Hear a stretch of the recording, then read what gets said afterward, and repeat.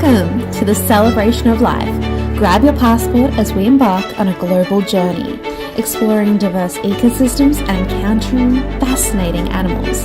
From Africa to Antarctica, the Arctic to Australia, Asia to Europe, and finally, landing back in the Americas. Our adventure also includes a special spotlight on the animals right here in Chicago. Throughout this celebration, we honor and support the rescue efforts of Famous Fido Rescue, dedicating donations to ensure animals find their forever homes. A heartfelt thank you to our supporters whose generosity has made this event possible. Join us now for an unforgettable show celebrating the beauty of life and the incredible creatures that enrich our world.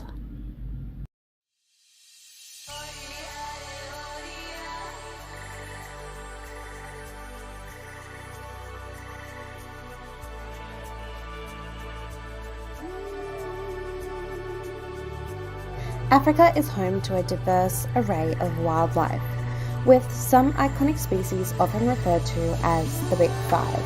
These animals are crucial focal points for conservation efforts due to their ecological significance and cultural importance. The Big Five include the African elephant, African lion, African leopard, African buffalo, and the rhinoceros. Elephants, as the largest land mammal, hold a crucial position in ecosystem health by actively contributing to landscape shaping and seed dispersal.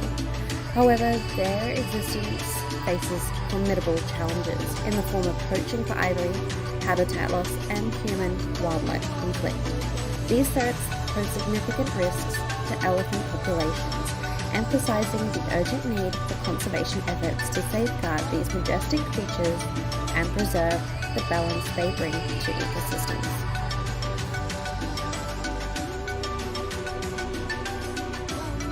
Lions, as apex predators, hold a crucial position in ecosystems by regulating prey populations and contributing to biodiversity maintenance.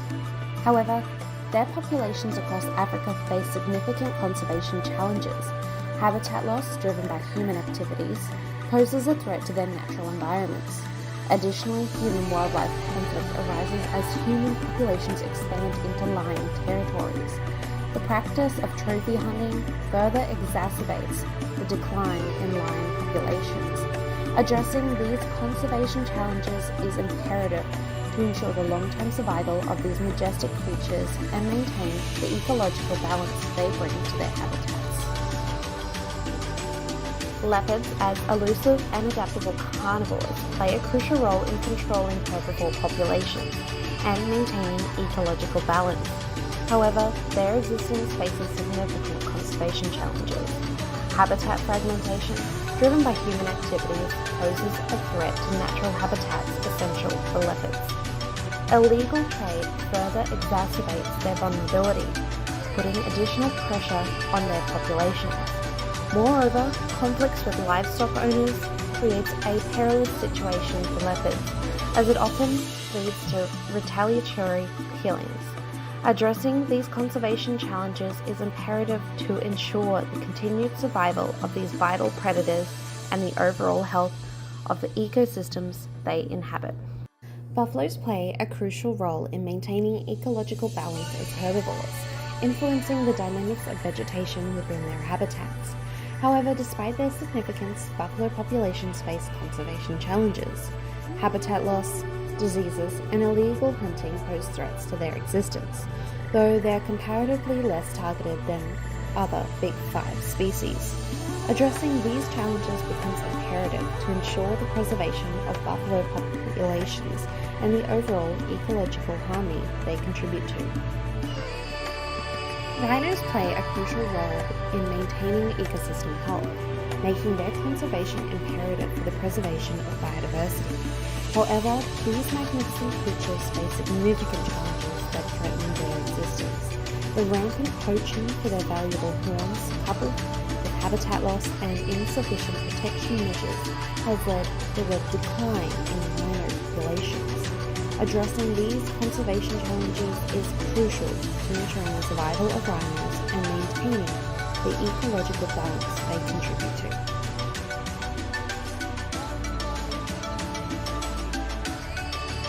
Conservation efforts for the Big Five face numerous challenges, including habitat destruction, climate change, poaching, and conflicts between wildlife and human activities.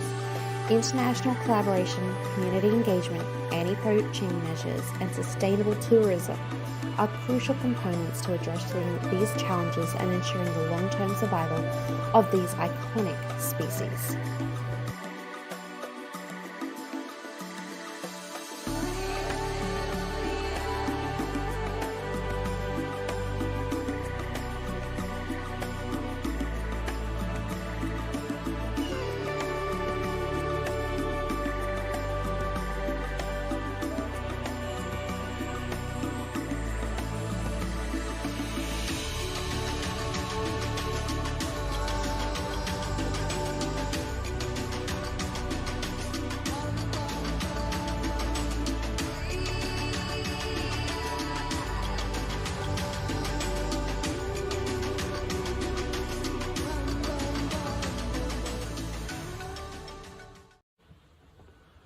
Hi everyone, my name is Danica Oriole Morway and I am the Country Director at 4Paws USA.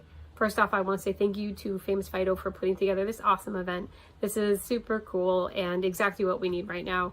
An opportunity to come together and to collaborate and to listen to our peers who are working on animal welfare issues all over the country, all over the world, and to inspire each other, to listen to each other, and to motivate each other to continue working and to continue making change and to find new ways to make change that make this world truly a better place for animals. I, of course, am very excited to talk about the organization I work for, which is 4Paws. We are a global organization and we work on animal welfare issues anywhere from farm animal issues to wildlife in captivity to companion animal issues, disaster response. We do advocacy outreach. We have sanctuaries and rescue programs all over the world. I'm based here in Boston, Massachusetts, but we have offices in South Africa, Australia, Bulgaria, the UK, Switzerland, Germany. You know, we really are in Austria, which is where our headquarters are. We truly are a global organization, and we're really trying to tackle these animal welfare issues from a global perspective. And part of the work we do and focus on here in the US in particular is about mobilizing people and educating people about making this country and our impact on the world to be better towards animals and to make choices that alleviate the suffering of animals, both home and abroad. And one of our major public awareness campaigns we've been working on for the past few years is about advocating for big cat welfare and ending the private ownership of big cats here in the US, and also ending the exploitation of big cats for the entertainment industry, again, both home and abroad. Because 4Paws is a global organization, we truly get to see how these animals are being impacted from all angles, from all parts of the world, all corners of the world. And we realize, and as anybody who's working in animal welfare truly will realize, is that these animal welfare issues don't happen in silos. They don't happen in dark corners of the earth where nobody else, goes, or, it's truly, we are part of a global community now. And as a result, we have sometimes impact on issues and sometimes perpetuate issues we don't realize we're perpetuating. But we also don't realize that we can be part of solutions to problems we don't even know exist. Our organization, one of the things that we focus on, obviously, with big cats, and we have several big cat sanctuaries around the world. We do have and run one of the biggest big cat sanctuaries in the world, which is Lions Rock Sanctuary in South Africa. And right there in South Africa, big cats are really, they're facing one of the biggest threats, and that's namely trophy hunting. And that's trophy hunting that is perpetuated by U.S. citizens and tourists that unknowingly participate in an industry that on the surface seems very simple, but the reality is it's extremely complex. And the problem in South Africa, it's extensive. They have over between 8,000 and 12,000 big cats in captivity living on approximately 300 farms across the country. These animals, they're bred for a life of captivity, a life of exploitation, and ultimately a senseless death. They're breeding cubs and they're breeding lions for a life of captivity as a tourist attraction, but unknowingly these tourists are going there having, wanting to have this intimate experience and get to be able to touch a lion, to take pictures with them.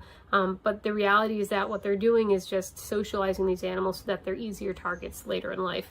by being raised by hands, these lions don't demonstrate the fear or shyness of humans that they should.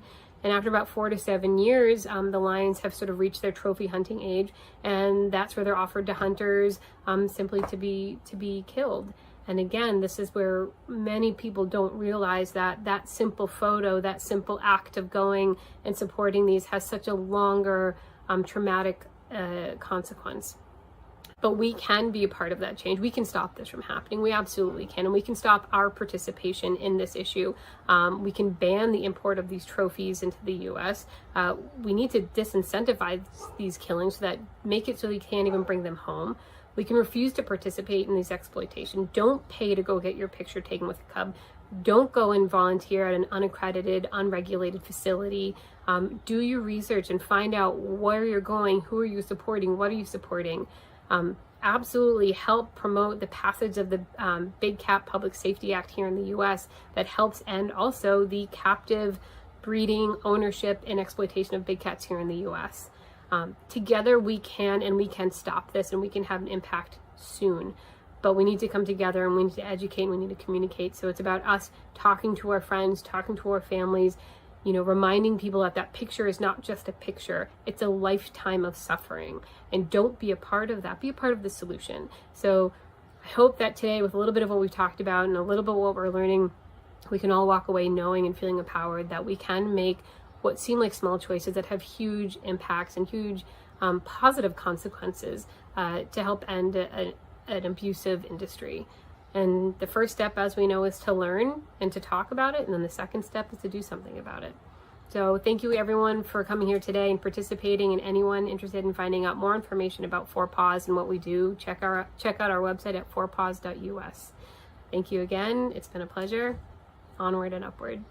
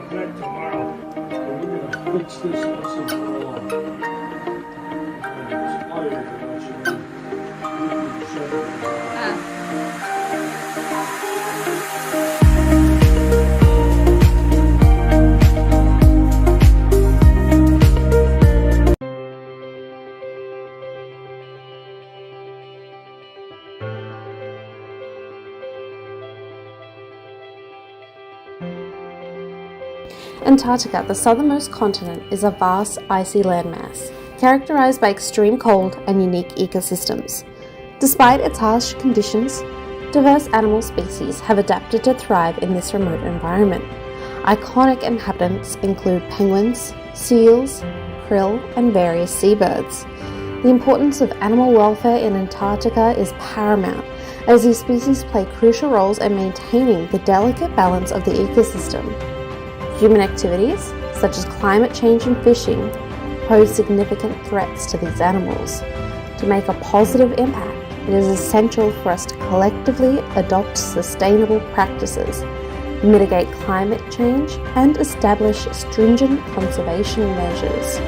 By respecting the delicate Antarctic ecosystem and prioritizing the well-being of its wildlife, we can ensure the preservation of these incredible species for generations to come.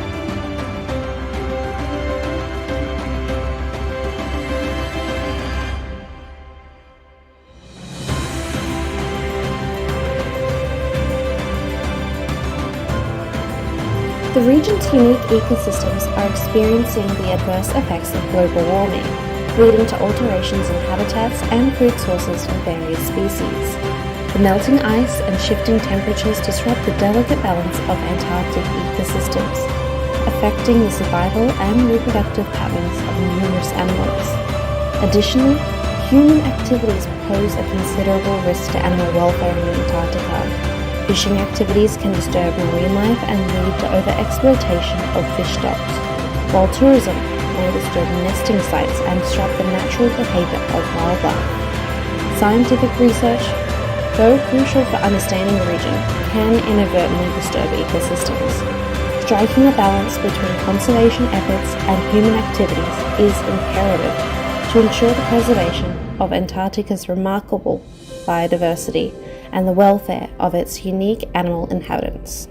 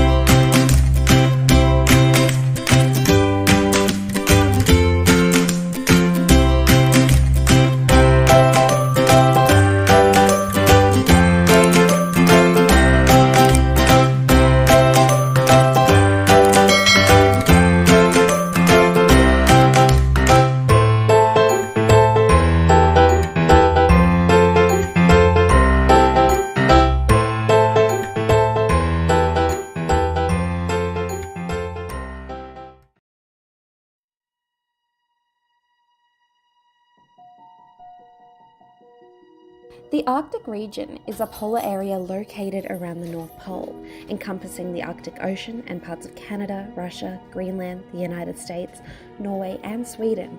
It is characterized by extreme cold temperatures, ice-covered seas, and unique ecosystems.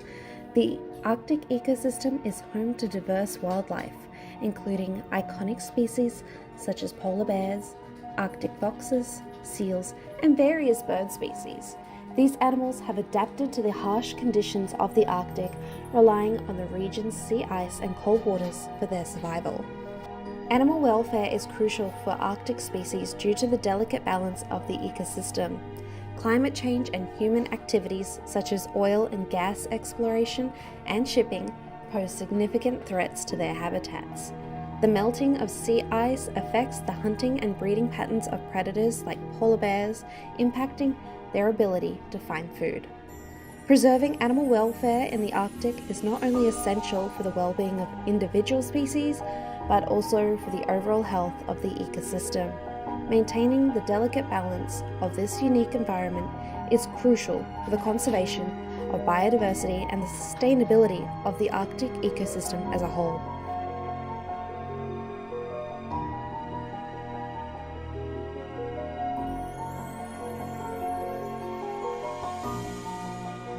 One of the major threats to Arctic foxes is climate change. As temperatures rise, their icy habitats are shrinking, affecting their access to prey. The changing climate also influences the availability of food resources, disrupting the delicate balance of their ecosystems. Arctic foxes have historically been hunted for their fur, which is prized for its insulating properties. While regulations exist to control hunting, illegal hunting still poses a threat to their populations. Human activities such as oil and gas development and infrastructure projects can lead to habitat loss for Arctic foxes. As human presence increases in the Arctic, it can result in disturbances to their natural environment. Increased human activities in the Arctic can also lead to changes in predator and prey dynamics. For example, increased shipping and tourism may introduce new predators or competitors to the Arctic foxes, impacting their survival. Addressing these challenges requires a combination of conservation efforts, sustainable management of natural resources, and international cooperation to mitigate the impacts of climate change on the Arctic ecosystems.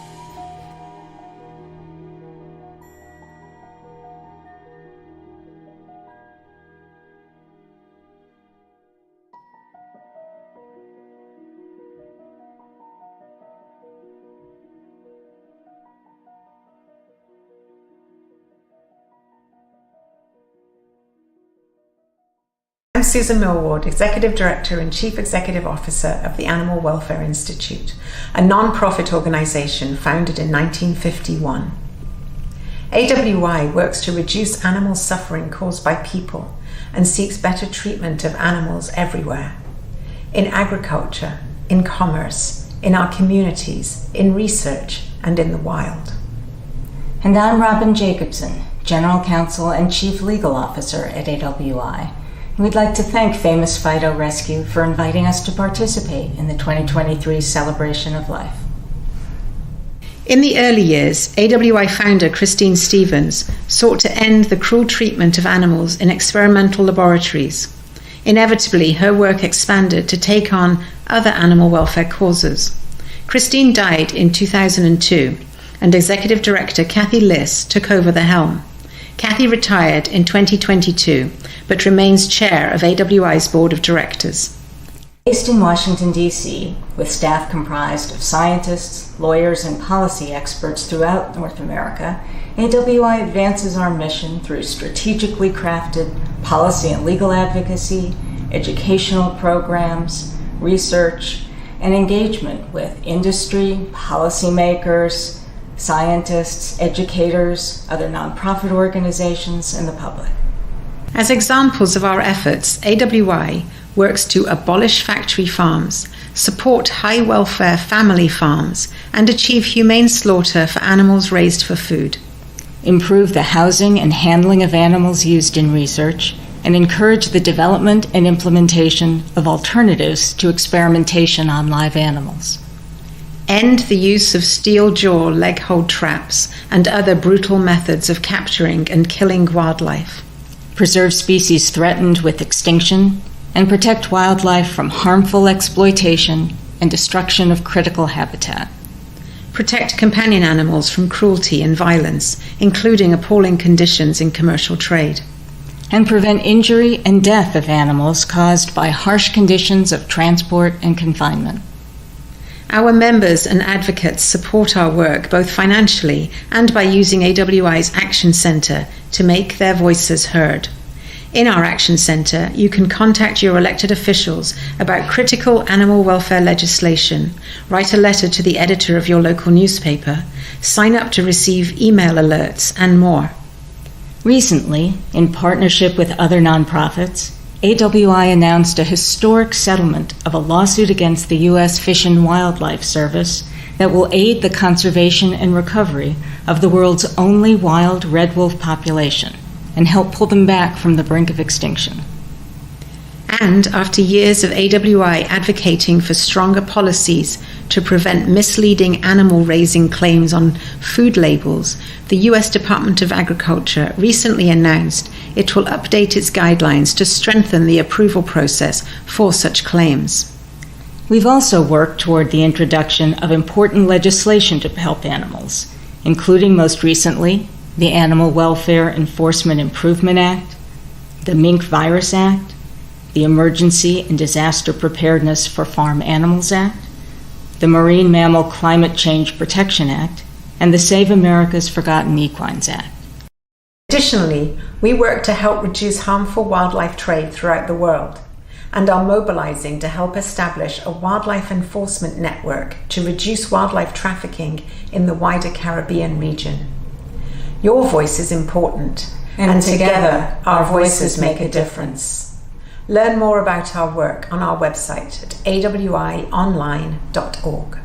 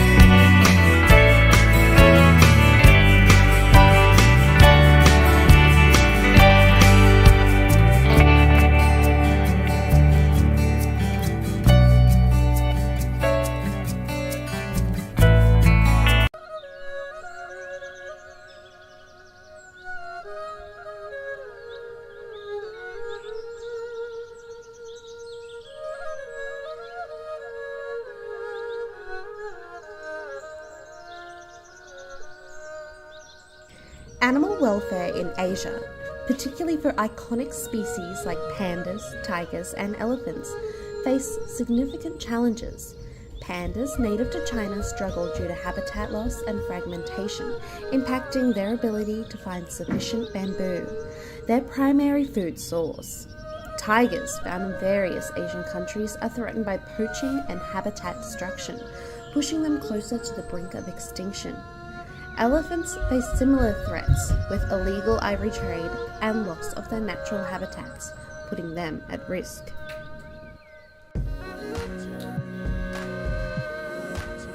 To address these challenges, concerted efforts are needed at both local and international levels.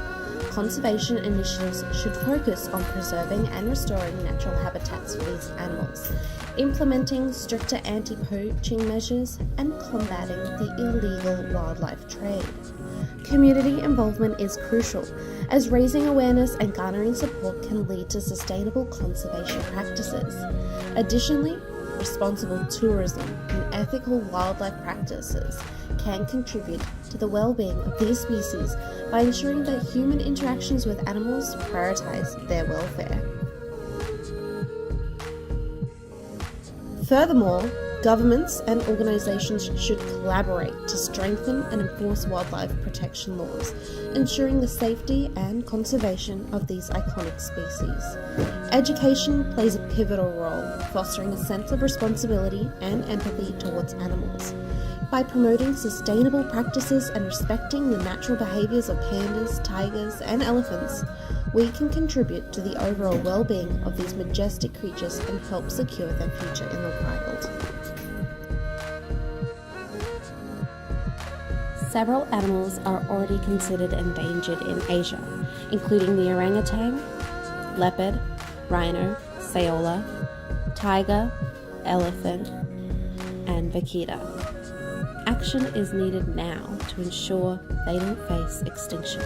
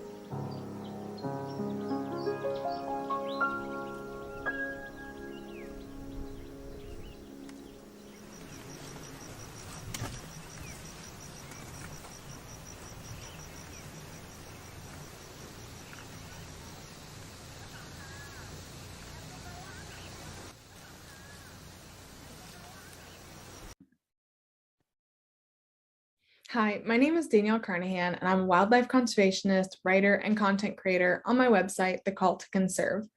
Before I jump into things, I want to thank Famous Fido Rescue for inviting me back to speak with you again this year and for all the incredible work they're doing to care for animals in need. My main focus throughout my education and the start of my career has been on Asian elephant welfare and conservation. This work has brought me to several countries in Asia, including Thailand and most recently Nepal. This has allowed me to learn more about what elephants are enduring in the name of the tourism industry, and a topic that I feel is often really misunderstood is the role of a mahout.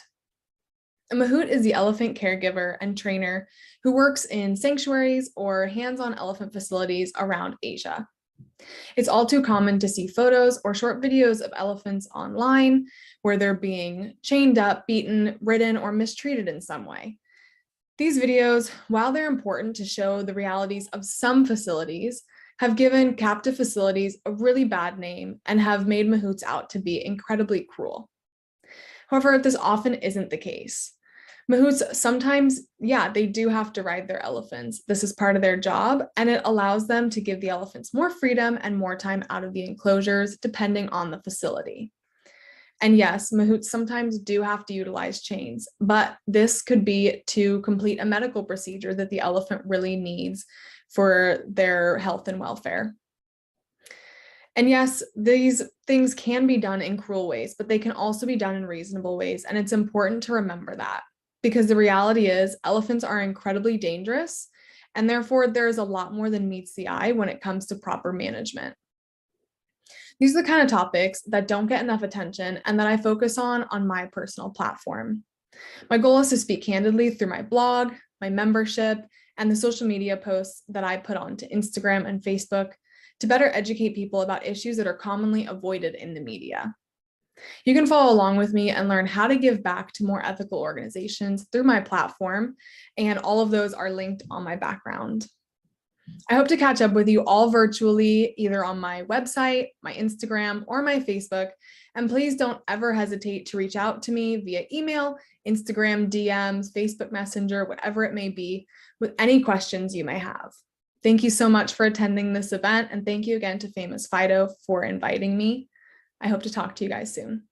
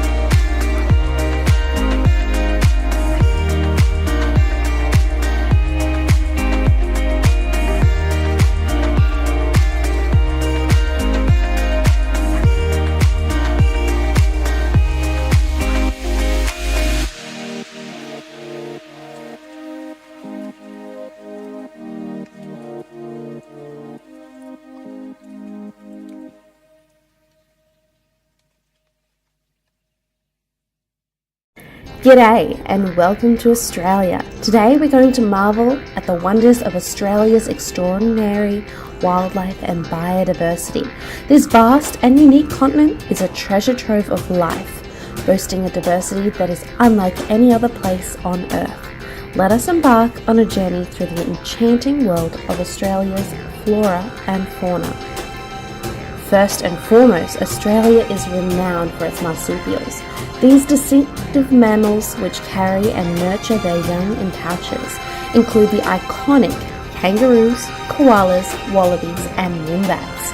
Picture the Australian landscape, where these creatures roam freely, embodying the spirit of the continent.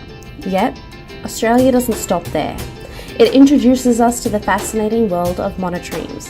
Here we encounter the platypus and echidna, two remarkable egg-laying mammals that defy conventional reproductive norms, adding a touch of peculiarity to the Australian fauna. In the skies above, the avian diversity is nothing short of spectacular. Colourful parrots like the rainbow lorikeet, emus and kookaburras, with their distinctive laughter-like calls, grace the Australian skies, creating a symphony of natural beauty. Venture into the reptilian realm and you'll discover the awe-inspiring saltwater crocodile, one of the largest of its kind. Australia is also home to various snakes, lizards and turtles, each with its unique charm and significance to the intricate web of life. Beneath the foliage, the world of insects unfolds with a kaleidoscope of colours and forms. Australia's isolation has given rise to a myriad of unique and captivating butterflies, showcasing the beauty that thrives in every nook and cranny of this vast land. Dive into the azure waters astounding Australia and you'll encounter the marvel that is the Great Barrier Reef. This coral wonder hosts a plethora of marine life, from vibrant corals to dazzling array of fish species, making it a testament to the underwater paradise that graces Australia's shores. Amidst the biological extravaganza, Australia's unique flora stands tall. The eucalyptus tree, with its diverse species, defines the landscape, while the kangaroo paw and the ancient Wollemi pine, a living fossil, add tapestry of the botanical wonders. However, as we celebrate the marvels of Australian biodiversity, we must also acknowledge the challenges it faces: habitat loss, climate change, and invasive species that threaten this precious heritage. It's our responsibility to champion conservation efforts, ensuring that the legacy of Australia's unique wildlife endures for generations to come. Let us stand in awe of Australia's natural wonders, recognizing the importance of preserving and protecting this incredible tapestry of life. May we be inspired to become stewards of the environment, safeguarding the diversity that makes Australia a true marvel on the global stage.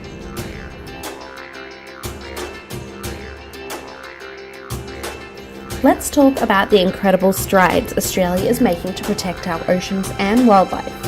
Our beautiful planet is facing challenges, and it's heartening to see the initiatives Australia has embraced to make a positive impact. In the battle against plastic pollution, Australia is leading the charge. From banning single-use plastic bags to swapping plastic straws for eco-friendly alternatives like paper, communities and businesses are making a conscious effort to reduce our plastic footprint. It's a small change with a big impact, and it starts with each one of us. But the challenges don't end there. Australia has faced devastating bushfires, putting our wildlife at risk. In response, initiatives have been launched to rescue and rehabilitate our furry and feathered friends, from wildlife rescue operations to habitat restoration projects. The commitment to preserving our unique ecosystems is unwavering. Now, what can you do? It's simple, yet powerful. Firstly, let's reduce our reliance on single-use plastics. Embrace reusable items like bags and water bottles. Every choice you make contributes to a cleaner, healthier planet. Secondly, support the heroes on the front lines, the wildlife conservation organisations. Your contributions or volunteer efforts make a real difference in protecting and rehabilitating animals affected by bushfires. Join local cleanup initiatives. removing plastic waste from our beaches and parks. It's a collective effort and your involvement matters. Stay informed about environmental policies and initiatives in your community. Advocate for sustainable practices because change starts at home. And let's be fire responsible. Follow safety guidelines, especially in fire-prone areas, to minimize the risk of wildfires and their impact on our precious wildlife. We all have a role to play in safeguarding our planet. Australia is setting an example, and by adopting these simple changes, each one of us becomes a steward of the earth. Together we can create a future where our oceans are free of plastic, our wildlife thrives, and our planet flourishes.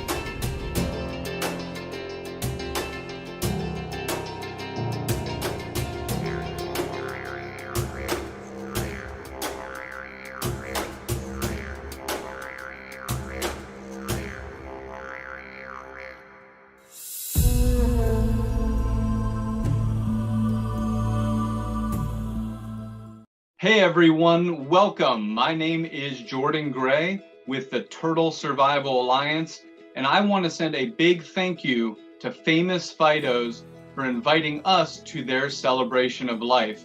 And a big thank you to all of you out there who are not only watching and participating, but dedicate your time to helping animals all over the world. If you've never heard about the Turtle Survival Alliance, together with our partners, we are the largest and most comprehensive tortoise and freshwater turtle organization on Earth. The Turtle Survival Alliance has a mission of zero turtle extinctions. And that's because right now, of the 349 species of turtle and tortoise across this world, more than half are threatened with extinction. That is more than any order of vertebrate on the planet. So I want you all to check out this video, see a little bit about what we do and where we work. And if you're interested in learning more about the Turtle Survival Alliance, please contact us because we would love for you to join in our mission of zero turtle extinctions in the 21st century. Thanks, Famous Fidos, and thanks to everyone watching.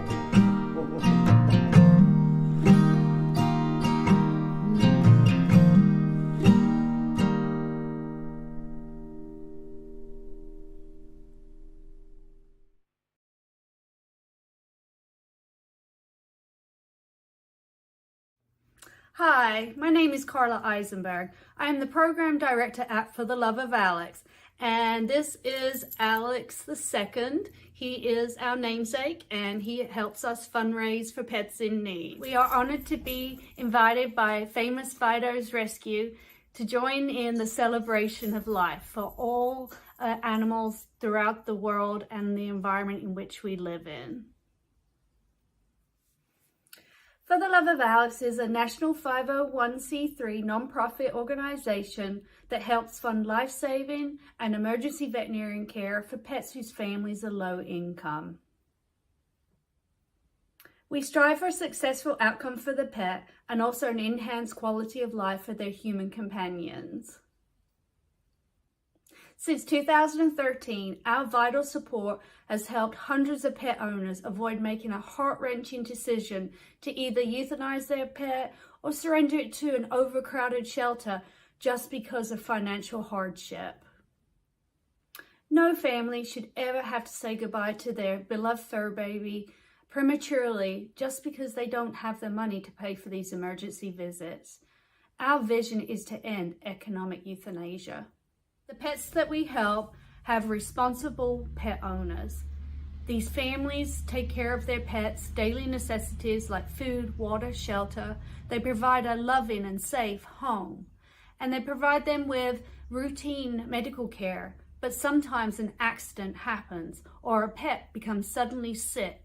And just to walk into an emergency room visit now, you're often facing $200, and that does not include any diagnostic testing and treatment or perhaps surgery.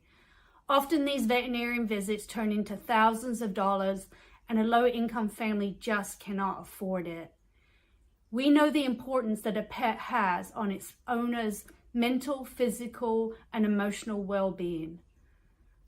A lot of the people that receive funding from us, the elderly or the disabled, and their pet is their constant companion, perhaps the only companion that they have day to day in their lives. And to have to say goodbye to their pet because they just cannot afford an emergency visit is tragic. For the Love of Alex was founded in 2013 by Elizabeth Hedges after her beloved kitty Alex I became very sick. Alex had painful bladder stones and he needed surgery as soon as possible. Luckily for Alex, Elizabeth had the funding to pay for his emergency surgery. Alex had surgery and made a full recovery. But during her checkout, after picking Alex up from the emergency clinic, she saw other families in the waiting room with their pets. But one family did not have their pet with them, and they were distraught. They had just euthanized their pet because they didn't have the money to pay for its emergency veterinarian care. This tragedy turned into a celebration of life for other pet owners. Elizabeth started For the Love of Alex. She used her own funding to get it off the ground, and she worked tirelessly by herself, saving hundreds of lives until her death in 2018. For the Love of Alex wasn't going to survive without Elizabeth, but a group of her friends got together, and For the Love of Alex was reborn in 2019. We strive to continue Elizabeth's mission and her vision, and we continue to help other pets that need help now. Learn more about us on our website, www.fortheloveofalex.org, and you can also find us on social media. Thank you to everyone that is participating in this celebration of life for all creatures great and small. Thank you and have a great day.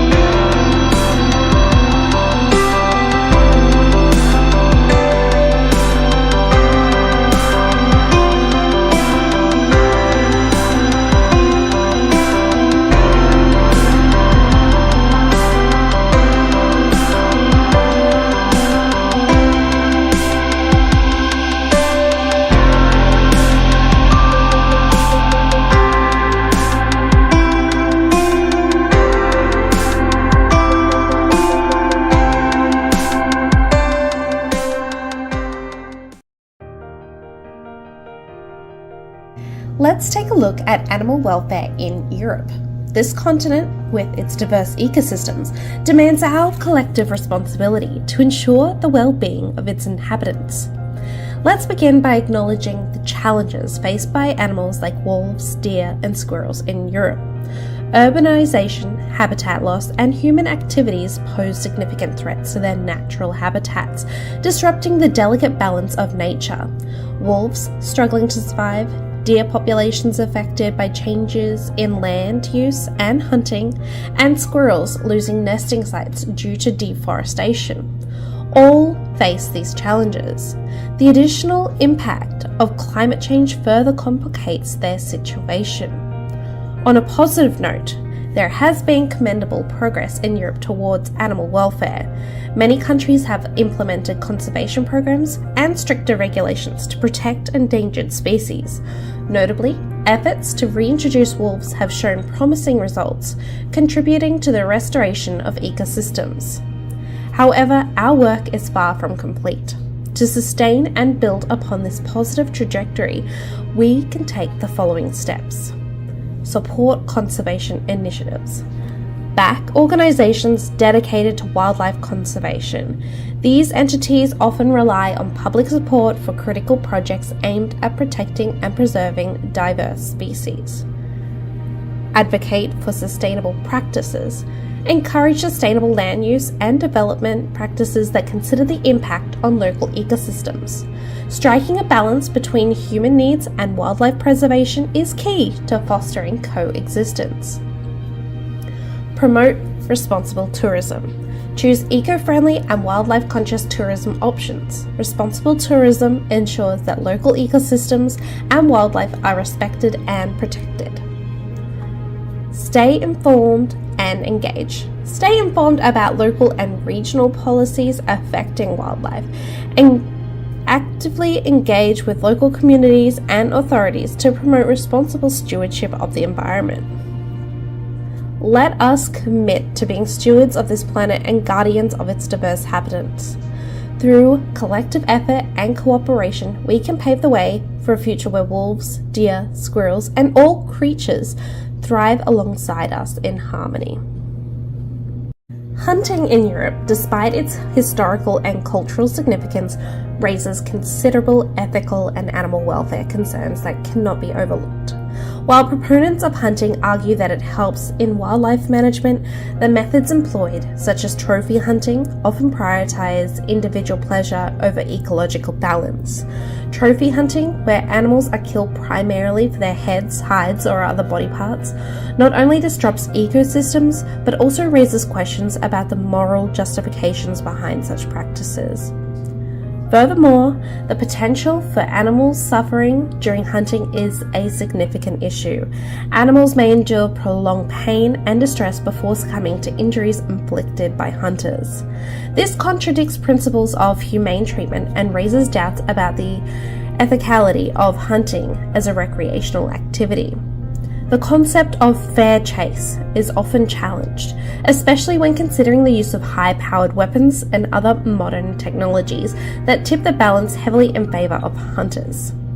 In the context of evolving attitudes towards animal welfare, it is imperative to reassess the ethical implications of hunting practices in Europe. Conservation efforts can still be pursued through alternative means, as habitat protection and non-lethal population control methods, which do not compromise the well-being of individual animals. The shift towards more compassionate and ecologically sustainable practices is necessary to address the growing concerns surrounding hunting in the modern era. Let's take a look at wolves, for instance. The hunting of wolves in Europe has raised serious concern among conservationists due to its potential ecological consequences. Wolves, as apex predators, play a crucial role in maintaining the balance of ecosystems. By regulating the populations of herbivores, they influence vegetation and other wildlife. The removal of wolves can disrupt this delicate equilibrium, leading to overpopulation of certain species and cascading effects on the broader ecosystem. The loss of biodiversity and disturbance of trophic cascades are among the ecological issues associated with wolf hunting. Apart from their ecological significance, wolves also hold cultural importance in many European societies. They are symbolic creatures in folklore, mythology, and traditional beliefs. The hunting of wolves not only affects the natural balance, but also affects in the loss of cultural heritage associated with these majestic animals. Efforts to reintroduce and conserve wolf populations in Europe have been ongoing, and hunting can undermine these conservation initiatives, hindering progress made in restoring viable wolf populations in regions where they were once extinct. While some argue for the need to control wolf populations to address conflicts with the livestock and human safety concerns, others advocate for sustainable and well-regulated conservation practices. Striking a balance between human interests and the preservation of wolves is crucial to ensure the health of ecosystems and the continuation of cultural connections with these iconic creatures in Europe.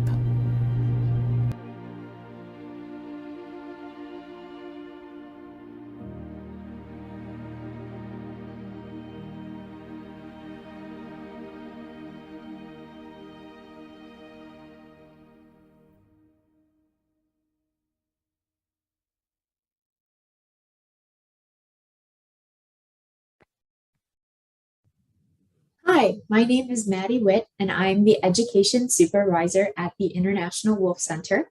I want to thank Famous Fido for inviting us to speak once again at the Celebration of Life event. And I want to revisit who we are as an organization, what we do here, and give you a bit of an update about what we've been up to in the last year or so.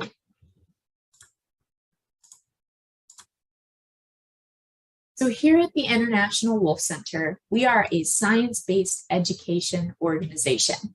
What that means is our goal is to teach people scientific information about wolves to help dispel any myths and misinformation that are out there about them. So our mission is to advance the survival of wolf populations by teaching about wolves, their relationship to wildlands, and the human role in their future. So we teach about all aspects of wolves. They are a very controversial animal for many reasons, and so it's our goal to help people understand them better as a species. We do a lot of that work here in our visitor center in Ely, Minnesota. So we are way up north in the heart of wild wolf territory. And if you were to visit the visitor center, there is a variety of things that you can do here. We have an interactive exhibit called Discover Wolves, where you can enter the perspective of a wolf researcher, learn more about them and their history. And we have a theater that shows documentaries about wolves throughout the day, and my favorite, live presentations on various topics from our trained educators here at the center. So those are just some of the things you can do if you do visit. We do also have quite a variety of outreach and virtual programs as well. We have our WolfLink programs for schools and community organizations, where we can connect with groups over Zoom, teach an interactive lesson about wolves, and then patch them into our live feed cameras here as well. We also have our webinars, both with biologists, so the people that are out there in the field researching wolves now, you can get an update about what they are working on and ask them questions, as well as our wolf care staff that helps to care for our resident pack of ambassador wolves. They will hold webinars as well, talking about all aspects of caring for our wolves, the changing seasons, and all of the fun stuff that's going on here at the Wolf Center. So we do have our live pack here, and the reason we have ambassador wolves is to help teach people. So we believe that the best way for people to understand and connect with wolf behavior is to be able to see them through our large windows here at the center. Wolves are very elusive in the wild. It's difficult to observe these behaviors. So we want to give people the opportunity to do that here as they learn about wolves. So the adult members of our exhibit pack right now are Axel and Grayson. They are 5 years old, and they are the Arctic subspecies of the gray wolf, which is why they have those bright white coats. You would find this subspecies in northern Greenland and some of the Arctic islands around that area as well. Axel and Grayson are littermates. They came to us in 2016, and they were joined most recently by our newest ambassador, Rika. So Rika has been quite the star of our show here this summer. She is a northwestern subspecies of the gray wolf. So you would find that subspecies in the western half of North America and Canada, places like the Rocky Mountains region, Yellowstone, and Alaska. So Rika, she was born on May 23rd, 2021, and she was introduced to our exhibit pack on August 9th of this year. And she has settled in well to that exhibit pack. She is particularly close with our adult ambassador, Grayson, and you may see them doing some play behaviors with each other, some chasing, and doing things like greeting by licking muzzles and wagging their tails as well. So we're excited to watch her grow up in our exhibit and become a full-fledged ambassador in her own right. We also have one other wolf that lives here with us, and that is Grizzer. Grizzer is part of our retirement pack. So here at the center, we have a separate pack that is retired from public view. And we have retirement here to be a slower pace of life for our older wolves, our older individuals. They live quite a bit longer here in captivity than they do in the wild, and that means they deal with all of the things that come with aging, like arthritis and other health concerns. And those things often make it difficult to deal with the social dynamics and the rambunctiousness of the younger wolves in our exhibit pack. So we provide retirement for them, again, as a slower pace of life, as a place where they can receive more individualized care, any special medications they're on, massages or body work for any issues they have. And that's a place where they don't have to compete with the other wolves in the pack for attention or for food as well. So it's just a little bit more of a relaxed area for them. Grizzer is 17 years old. He's the oldest wolf we've ever managed at the center. And he is the Great Plains subspecies of the gray wolf. So the kind of wolf you'd find here in the Midwest and just north of us in that area of Canada as well.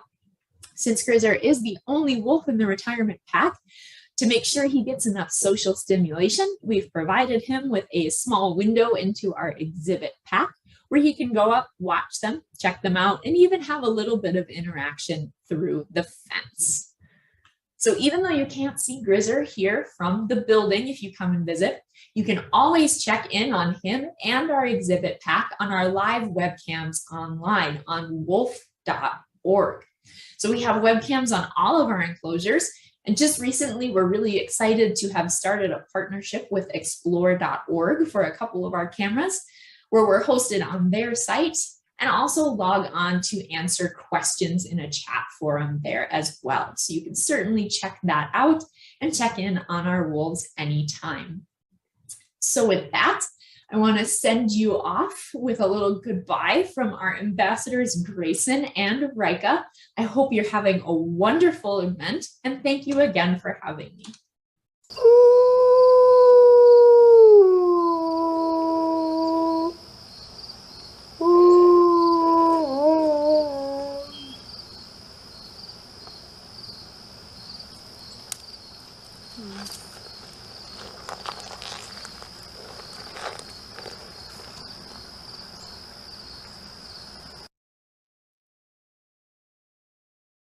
Thanks, everybody. Goodbye.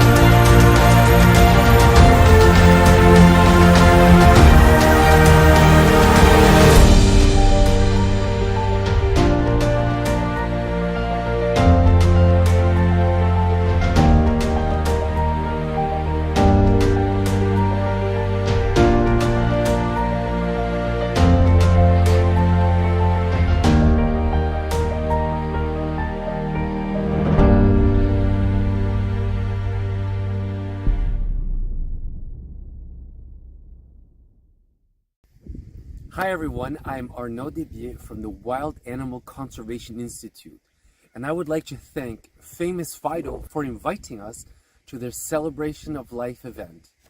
If you have never heard about the Wild Animal Conservation Institute, well, together with our partners, we are dedicated to saving two of the most emblematic species of Brazil, the giant armadillo and the giant anteater. We're seeking to find solutions for a better coexistence with people. Both of these species are classified as vulnerable to extinction and face many threats, such as habitat loss, poaching, collisions with vehicle, and also conflict, of course, some conflicts with people. For the giant armadillo, we have been working here in the Brazilian Pantanal for the last 12 years, learning more about this species, about which almost nothing was known when we started. And we have been applying this knowledge to several biomes in Brazil. For example, in the Cerrado, we are seeking solutions to help beekeepers coexist with the giant armadillos. Giant armadillos have learned how to predate beehives. And so, however, by implementing methods such as raising the hives, fencing the hives, they can prevent from giant armadillo attacks. And beekeepers who participate in this program acquire a certification. And they can put this on their honey. And now this honey is being purchased for more money. So the beekeepers are benefiting from protecting the giant armadillo. For the giant anteater, we are working mostly on the threat from vehicle collisions, seeking to implement mitigation measures to protect giant anteaters and prevent them from colliding with vehicles on the road.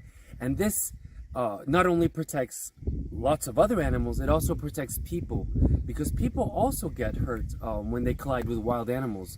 So we are seeking the Anteaters and Highways project to make roads safer for everyone. And another project we work on is we are reintroducing orphaned giant anteaters whose mothers have died on the highway. And so we are bringing them back to nature. And during this work, we have also realized that there is a conflict with dog owners. Sometimes dogs attack giant anteaters, and this can be very bad. Giant anteaters get hurt, dogs get hurt, and sometimes the owners get hurt when they try to separate them. And so we're now working in the Projeto Convivência to help dog owners train their dogs, take better care of their dogs to prevent these kinds of attacks.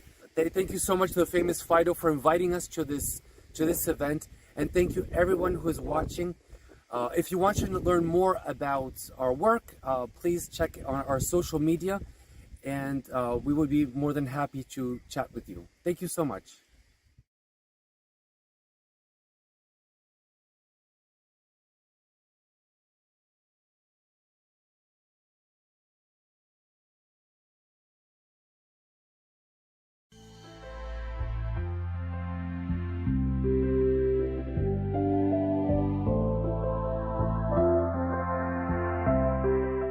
Hi, I'm Gloria Listener, and I'm the president of Famous Fido Rescue and Adoption Alliance.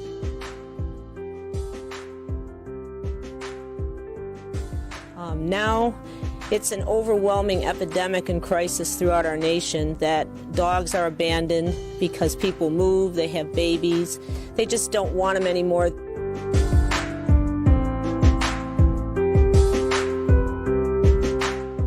I met Gloria about 2.5 years ago. She had rescued a dog from Animal Care and Control where I'd been volunteering. Since that time, I've seen many, many, many beautiful lives saved from overcrowded shelters, which I'm very grateful for. My passion with the rescue is to work with Gloria in rescuing and transporting dogs from local animal shelters. Pulling dogs from the rescue is a very emotional, or the shelter rather, is a very emotional thing to do, because while you're there, knowing that you're going to be saving one animal, dog or cat, from euthanasia, you see a trail of people relinquishing animals, their personal animals, into the shelter while you're waiting to take one animal out. What the no-kill advocacy is, to me, is no more animals being homeless, being brought to shelters, euthanized for cage space.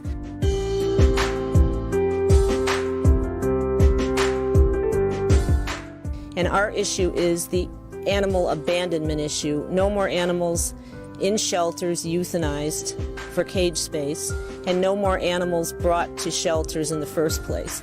Gloria is one of those gals who has a very deep reverence for life. The problem we face is that the public doesn't speak about dumping animals. We don't talk about people relinquishing animals. There are solutions that people don't have to go down to the shelter to dump their animals. When they enter the shelter system, they're scared, they're full of despair, they usually catch kennel cough or pneumonia, and they're euthanized for cage space.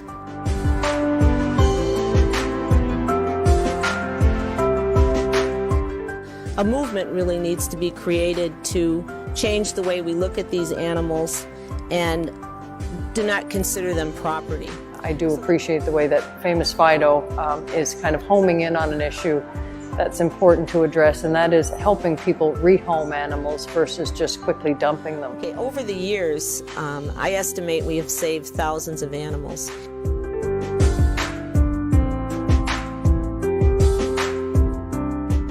Since 2012 to 2013, we've saved 600 animals. Many of these animals, again, have been abused, neglected, haven't been worked with properly, and they need rehabilitation, they need training, they need positive reinforcement.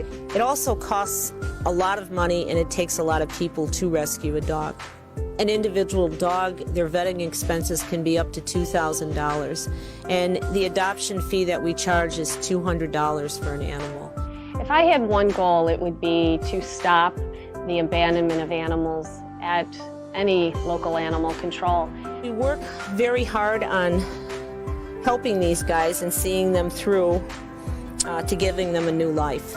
Our dream is to build a bigger space so we can save more animals and develop a learning center where people can come and learn about these animals and get counseled and for the rehoming network.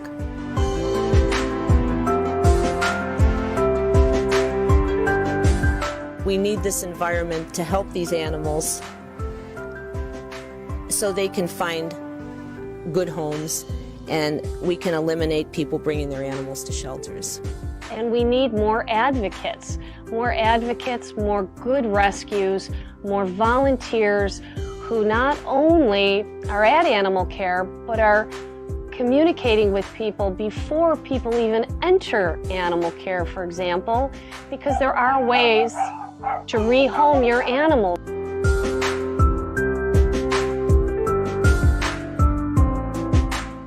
Without your help, they don't have a voice. We need corporate sponsors. We need grants. We need private citizens to help these animals by becoming monthly donors and sponsoring these dogs. Please help these guys. Without you, we can't do this job.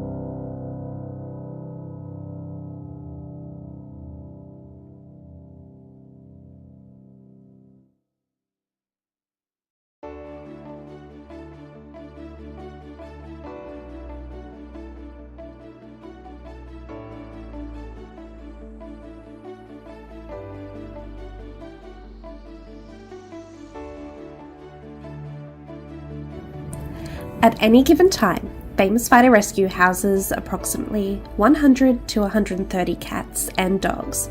These animals come to us from heartbreaking backgrounds of abuse, illness, trauma, injury, neglect, and abandonment.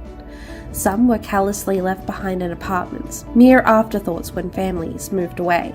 Others were discarded in boxes or by our dumpster, as if their lives were disposable as an old piece of furniture.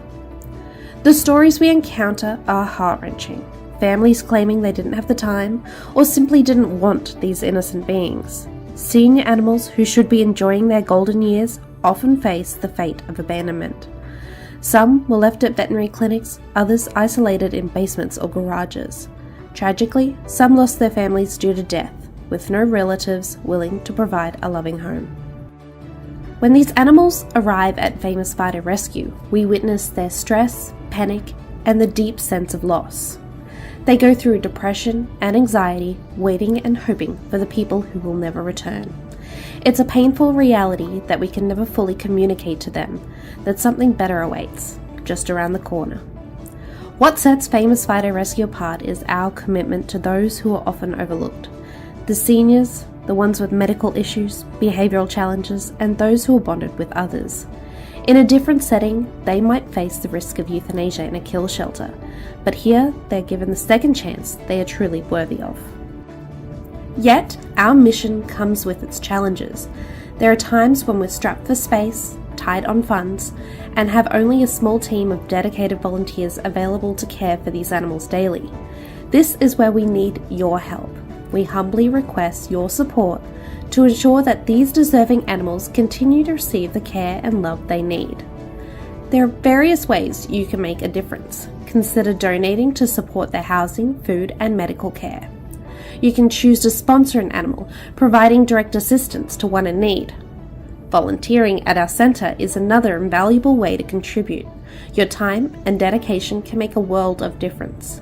And for those looking to make an everlasting impact, consider adopting, giving these animals a forever home where they can experience the love and care they deserve.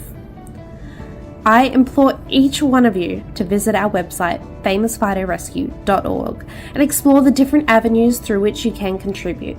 Your support today can mean a brighter tomorrow for these resilient souls. Together, let's make Famous Fido Rescue a beacon of hope and compassion for animals in need.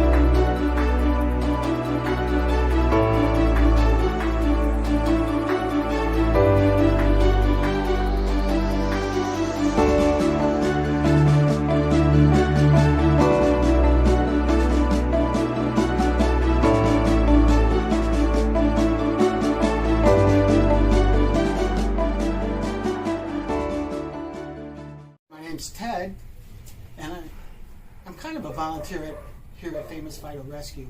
I kind of volunteered to be Gloria's husband for the past 41 years. And she's quite an amazing woman. She has never wavered from her love for these animals and for doing the rescue that she does. Because in rescue, there's no rest in rescue. And she never rests, she never stops, she goes 24/7. And that's why I do what I do, because she's an amazing woman, a special kind of person that you rarely meet. I love you, Flo. This one's for you.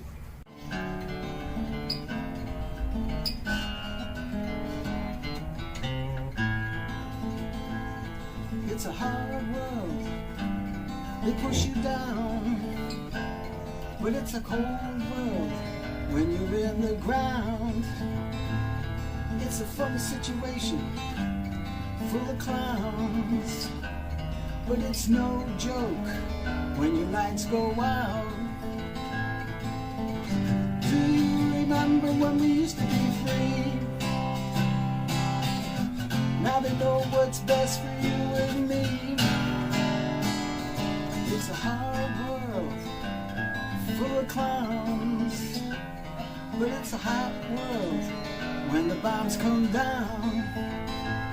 It's a losing situation all around. When the heads roll, we all fall down. Can't stop the madness, it's a natural way. We become both predator and prey.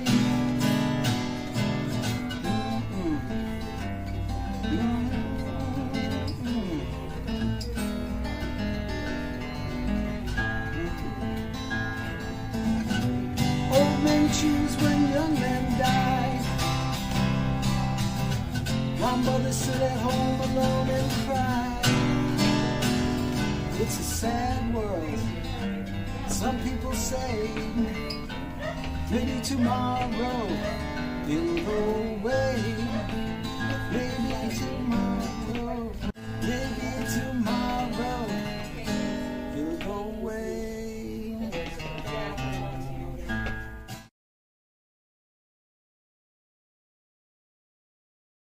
Let's explore the unique and diverse animal species inhabiting the beautiful continent of South America.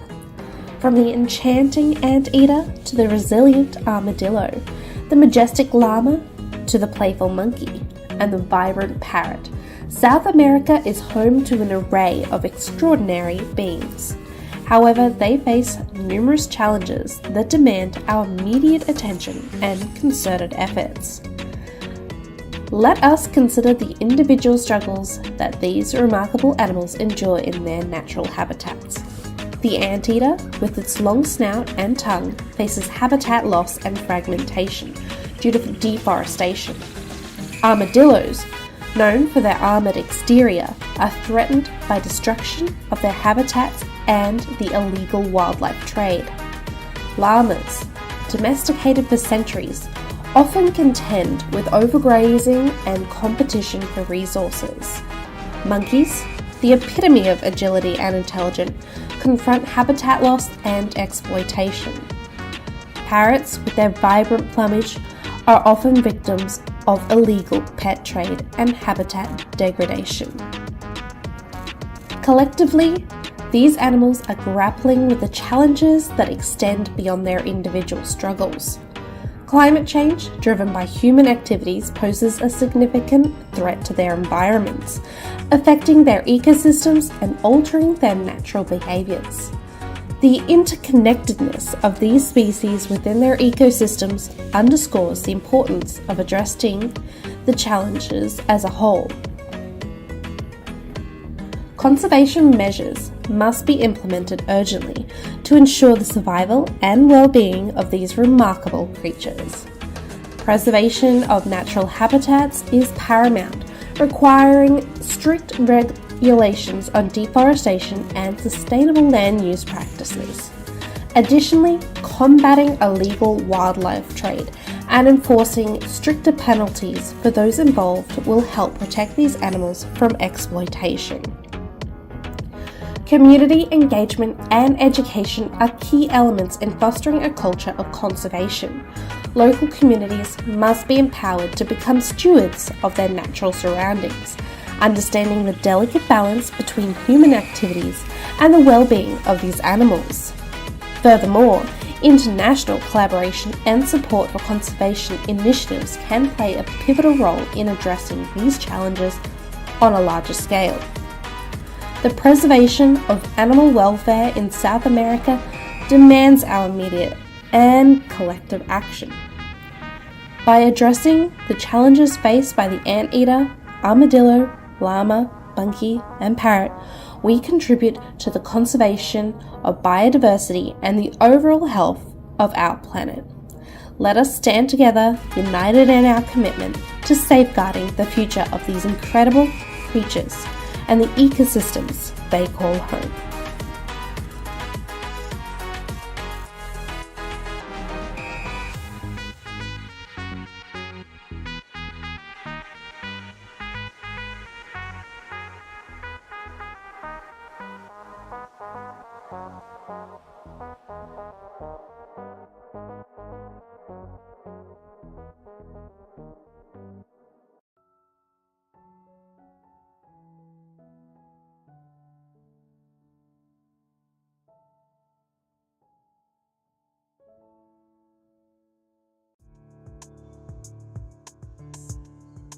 Do I consider a sanctuary life a life worth living? Well, as a sanctuary keeper, as a sanctuary director, I certainly feel my life is worth living. As far as do I think a sanctuary is worthwhile for the residents who live in the sanctuary, that is the animals for whom the sanctuary was created? Yeah, absolutely. I think it's wonderful. I think it's too bad that we have to have a sanctuary where animals come to live because the world outside treats them so badly. But given that that's the way life is, at least up to this point, a sanctuary is a wonderful and a needed place for as many animals as can be rescued from abusive situations, neglectful situations, all kinds of bad situations for them, and brought into a place of relative peace and harmony and good care, and where they're able to live as close to how they would choose to live as possible. Many people who have never known a chicken and who only knew them as something they buy at the supermarket or order at a restaurant and have on their plate or in their mouth, suddenly meet actual chickens or actual turkeys at a sanctuary. And I certainly want to believe that for many people who visit an animal sanctuary, that experiences, if it's a farmed animal sanctuary, will cause them to not want to eat animals anymore, not want to be part of the abuse of animals who are considered to be a food source. And also see those animals being loved and cared for by the people who love and care for them. So it shows them a different relationship between humans and those animals than perhaps they had ever known existed before. My view is that we want to maximize protection of the animals in a sanctuary, in our case, chickens mainly, as opposed to controlling them. We want to protect them against predators and against any kind of suffering that could come upon them by whatever means.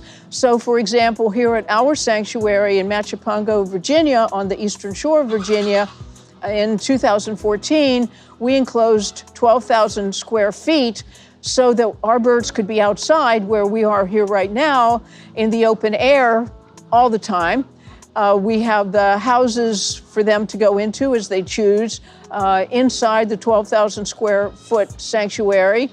But they can sleep in the trees and the bushes at night if they prefer, and they can be outdoors. So we never want the chickens to be at the mercy of a non-human predator any more than we want them to be at the mercy of a human predator. So a sanctuary is a refuge. It's a place for the, in our case, the chickens to be able to enjoy life as much as possible according to their nature and their desires. That's what I believe we give them here. Good veterinary care is very important. And I would say if you're going to keep chickens, whether it's backyard chickens or a sanctuary or whatever type of animal you're going to give sanctuary to, you need to have a veterinarian lined up in advance. You need to know that they're going to be able to get the same medical care that you would want for yourself or your dog or your cat or your own, any family member, because they're going to get ill sometimes. They're going to develop respiratory problems or any number of illnesses, just like any living creature can develop, and they are entitled to good medical care. I really think that if you can do what we're doing here, most people would have a smaller scale type of operation than what we have here, but to try to see if you can find a good building contractor who can enclose your chicken yard so that no predators can get inside, so they can be outside to their heart's content, so they can feel the breeze and the wind and experience the snow and the sunlight, etc., but without being at the mercy of an attack. Chickens deserve and require cleanliness in their houses, in their yards. So they're like everybody else. If they're living in filth, they're going to be unhappier. They're going to be more susceptible to diseases of various kinds. And you just have to keep a clean place. And that means you have to get outside every day and clean up the droppings and make sure they have fresh straw or fresh wood chips. You have an obligation to anybody who you take into your care, whether they're chickens or dogs or cats or whoever they may be. Those are the things that I believe are essential components of having a good sanctuary where you're going to be happy with the animals you're giving a sanctuary to, and they're going to be happy in the sanctuary environment that you are providing for them.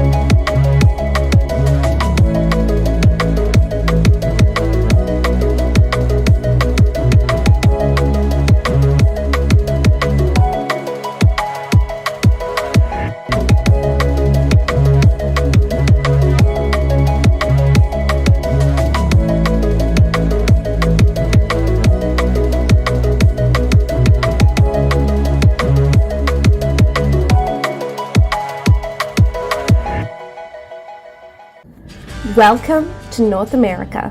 Our continent is home to a diverse array of flora and fauna, a testament to the richness of our natural heritage.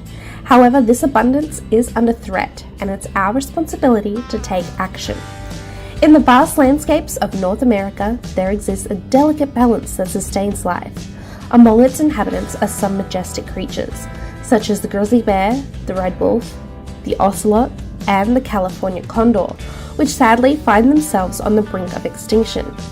These species face a myriad of challenges, ranging from habitat loss and human activity to the looming spectre of climate change.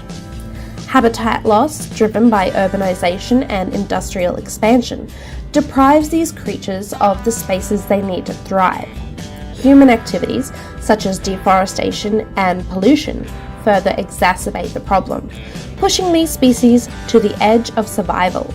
Moreover, the looming threat of climate change poses an existential challenge, altering ecosystems and disrupting the delicate balance that sustains the web of life. Yet, amidst these challenges, there is a glimmer of hope. Conservation efforts have shown us that positive change is possible. The remarkable recovery of the American bald eagle, the American alligator, and the whooping crane serves as a testament to the impact of dedicated conservation initiatives. These success stories remind us that with concerted effort and shared commitment to protecting our natural heritage, we can turn the tide for the endangered species in North America. To safeguard the future of our wildlife, we must adopt a multifaceted approach. Firstly, we must prioritize habitat preservation and restoration, ensuring that these spaces essential for these species are protected from further encroachment. This requires responsible land use planning and the establishment of wildlife corridors to facilitate safe movement between fragmented habitats. Secondly, addressing the root cause of human-wildlife conflict is paramount. Public awareness and education initiatives can foster understanding and appreciation for the importance of coexisting with these species. By promoting responsible practices and sustainable living, we can mitigate the impact of human activities on the habitats of endangered species.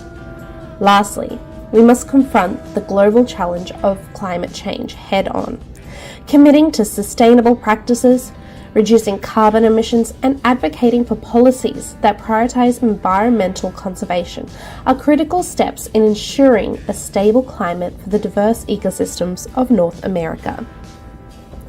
The fate of North America's wildlife rests in our hands. It's a collective responsibility, one that transcends borders and affiliations. Let us be stewards of a legacy that we can be proud to pass on to future generations. Through unwavering commitment and decisive action, we can secure a future where the grizzly bear, the red wolf, the ocelot, and the California condor not only survive, but thrive in the wild landscapes they call home.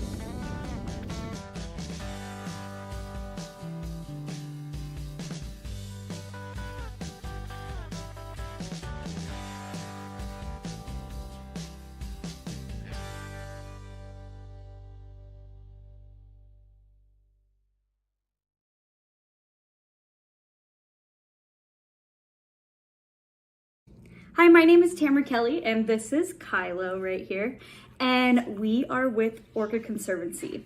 Thank you, Fido's Rescue, for having us on for a third year in a row to talk about Orca Conservancy, the work we're doing, and how we are trying to protect the southern resident killer whales.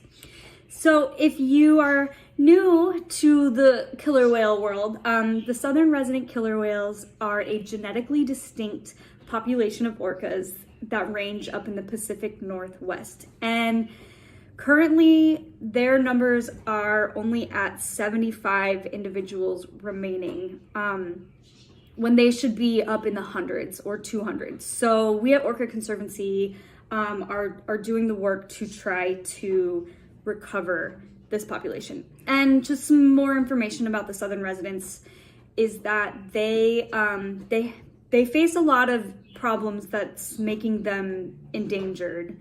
But the three major issues are lack of prey. They depend on Chinook salmon, which is currently on the decline. vessel disturbance and noise. So these orcas use echolocation to find their food. And so this is a very high traffic area for cargo and ferries. And so it's very loud water, and that impairs their ability to find their food. And then lastly, we have toxic pollution. So there's all these chemicals that enter the water, and then they get into the food chain and they work their way up the food chain and are ultimately stored in the bodies of these killer whales, and it's not good for them. So at Orca Conservancy, we have a handful of initiatives that we are working on to try to mitigate these threats that impact the southern resident killer whales. I'll start with the AI hydrophone project. So we're using hydrophones, which are underwater microphones, and you can actually stream these. So we're not the only ones that host a hydrophone, but you can listen to them 24/7, and I will send the links to go on the information page. But these hydrophones are connected to AI technology that's been programmed to detect whale calls. And so when the AI picks up a whale call, it sends it to us so we can confirm, because sometimes it doesn't always get it right. Sometimes it'll pick up like a squeaky boat or a bird and mistake it for a whale. So we do have a human component there to confirm. And once we've confirmed, then we can notify select agencies like cargo companies, Washington State ferries, enforcement research, and say, hey, there's critically endangered whales here, keep an eye out, go slow, give them plenty of space. And so the idea behind this program is to mitigate the noise disturbance to these whales, to give them plenty of space so that they can find their food. Some other projects we are also working on are salmon habitat restoration. So we and our partners work in various spots along on Sioux Creek and Duwamish River, down south of Seattle, and we are removing invasive plant species and replacing them with native plant trees and shrubs. And so what this is going to do is it's going to help keep rivers cool. It's going to provide habitat for the insects that salmon eat. It'll prevent erosion, and it'll also help filter toxic chemicals from getting into the waterway. So this restoration work is really important for not only the salmon recovery element, but also the pollution side of it too. And then we also have a water temperature testing initiative where on the Snoqualmie River during the spring through the fall, volunteers go and take water samplings, and we do temperature tests as well as chemistry to monitor the water quality. And the idea behind this is so we can get data to just see how this river system is doing, so we can possibly identify future restoration sites and even use this data to help protect the ecosystem as well. And lastly, I want to talk about one of our big efforts we participated in last year, and that was in late September of 2023, 2 orcas had been trapped in Barnes Lake, Alaska for a total of 6 weeks, and our scientists went up to assist NOAA and DFO, as well as the citizens up in the area, to get these whales out of the lake. If you want to learn, I'm running out of time, so if you want to learn more about that, you can go to our website and read up about it. It's in our blog, so you can find more information about us. We're www.orcaconservancy.org, and thank you guys so much.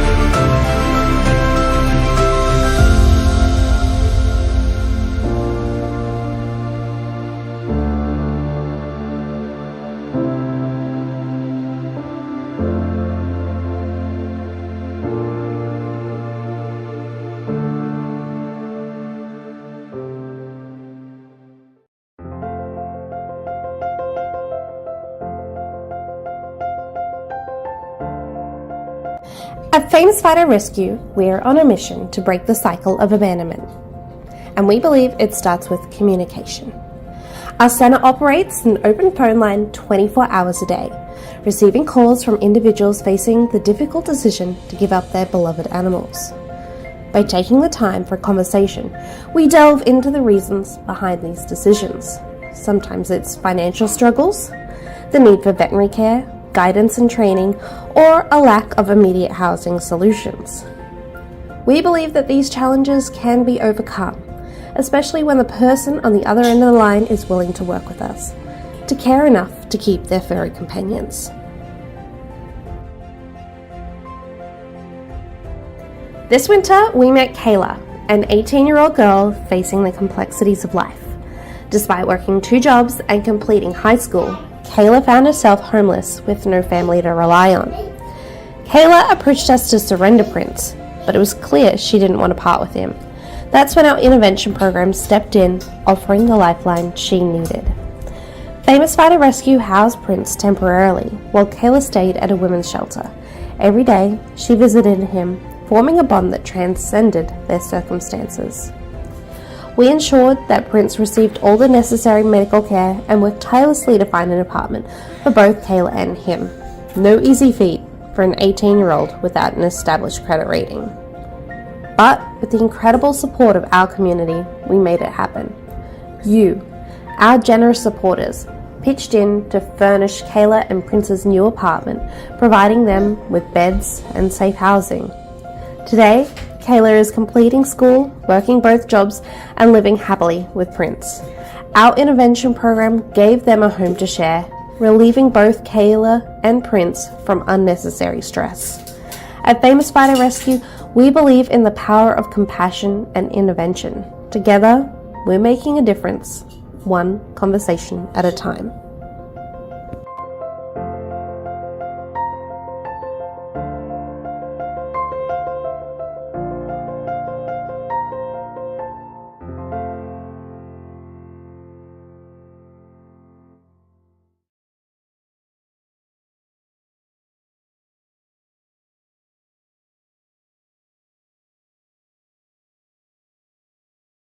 Hi everyone, my name is Lisa Lubin and I'm the Executive Director of Crate Free Illinois. We just wanted to thank Famous Fido for inviting us to be a part of this event, shedding a light on all animal welfare. Please enjoy our video and get in touch with us at cratefreeil.org to help us help our farm animals.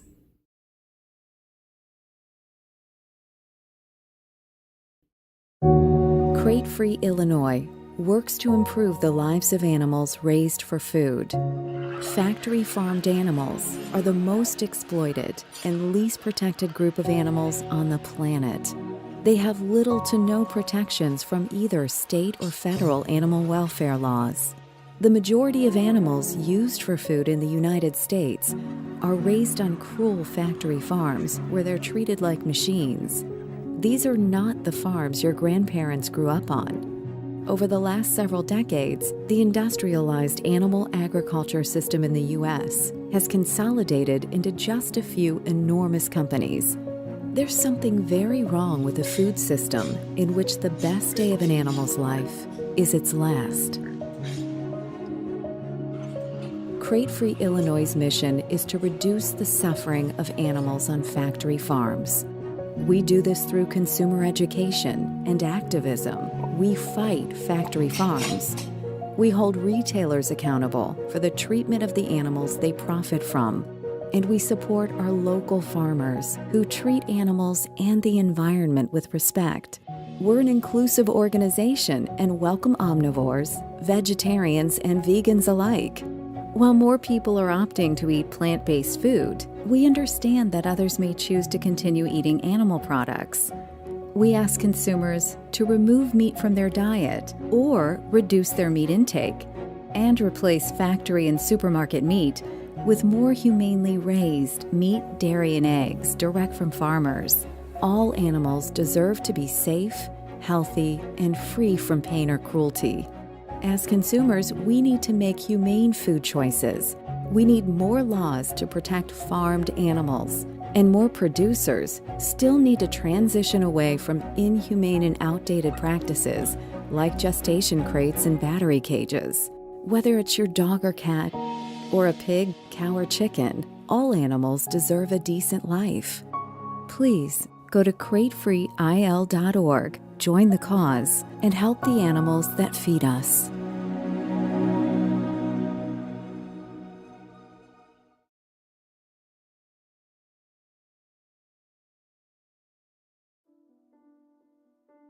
Behind the bacon lies a lifetime of misery for millions of animals. In 1976, here's what Hog Farm Management Magazine advised. Forget the pig is an animal. Treat him just like a machine in a factory. After that, National Hog Farmer Magazine said a mother pig should be thought of and treated as a valuable piece of machinery whose function is to pump out baby pigs like a sausage machine. And that's exactly what happened. On pig factory farms today, mother pigs are locked in tiny cages called gestation crates. Measuring a meager 2 feet wide by 7 feet long, these cages are so narrow, so immobilizing, these sensitive animals locked inside them can't even turn around.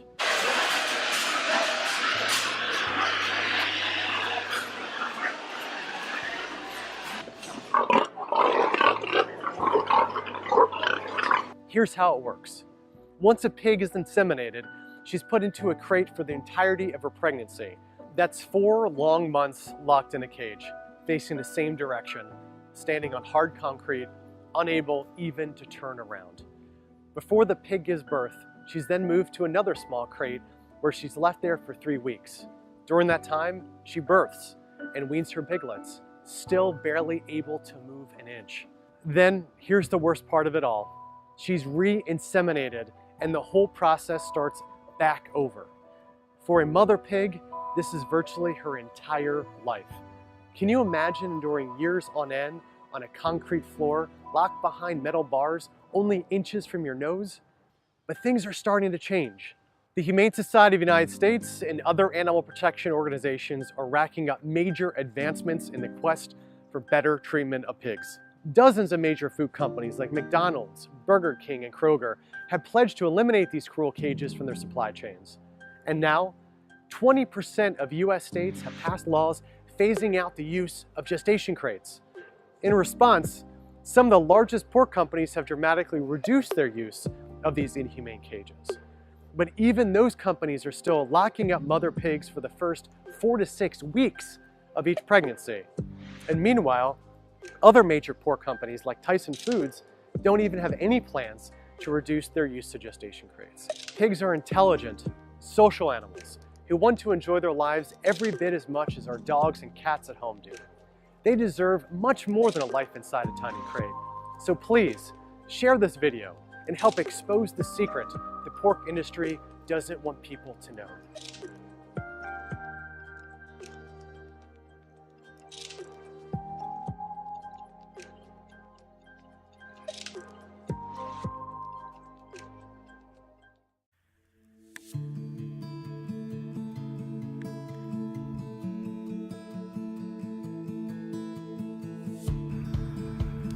Did you know that the national average for the amount of homes that a horse goes through in their lifetime is approximately 7? That is really a lot when you think about things. Here at the Midwest Horse Welfare Foundation, we've seen horses that have gone through that many homes actually in a very short period of time. Horses live to be upwards of 30 years old nowadays with the great care that they're getting. And, you know, horses aren't as easy as cats and dogs to keep. You know, you have to have land or a place to board. And there many things can happen throughout a horse's life that forces them to have to find a new home. Here at the Midwest Horse Welfare Foundation, we help horses of all types, all ages, from babies to seniors. I'll even introduce you to a 35-year-old horse that we have living here later on in this video. But we're going to tell you a little bit about our organization and what we do here at the Midwest Horse Welfare Foundation. We are a 501c3 nonprofit charity dedicated to helping horses. We take in horses from the sheriff's department. We take in horses from people who just can no longer keep them for any wide variety of reasons. That can be from, anything from their kids losing interest to a job change, unfortunately, divorce, things like that. Just all kinds of life changes. You just never know what is going to happen in somebody's life, why they can't keep their horse. But we're dedicated to helping horses and keeping them out of harm's way. We take horses in that need rehabilitation. We rehabilitate them. We evaluate them for training.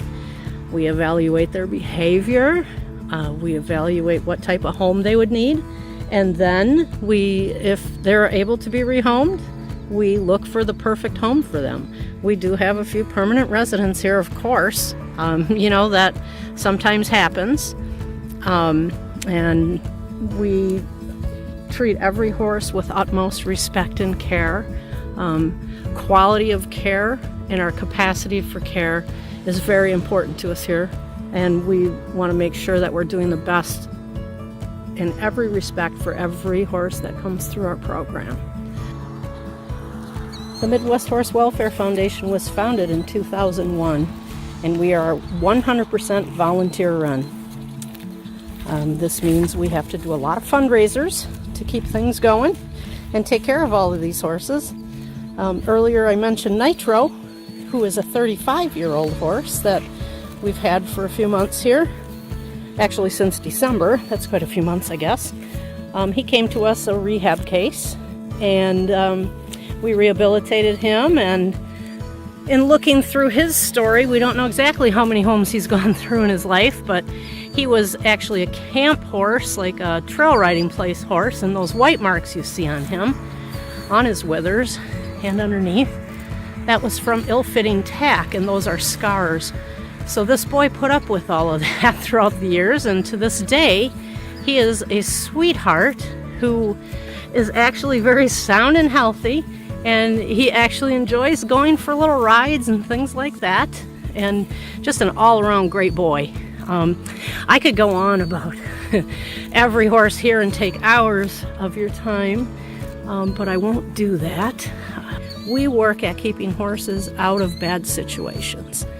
We take horses in when they have no place to go. And like I mentioned before, we take in horses from the sheriff's department, in confiscation, neglect cases and abuse and things like that. And, from people who just can't keep them for whatever reason. And horses can wind up in bad places in their life when we look for a home for them. They go out on a contract to ensure they're going to stay safe, and they have to come back to us if their owner or adopter can't keep them for any reason. So we are a really good safety net for these horses, and that they don't go bouncing down the road like so many do and wind up in bad places.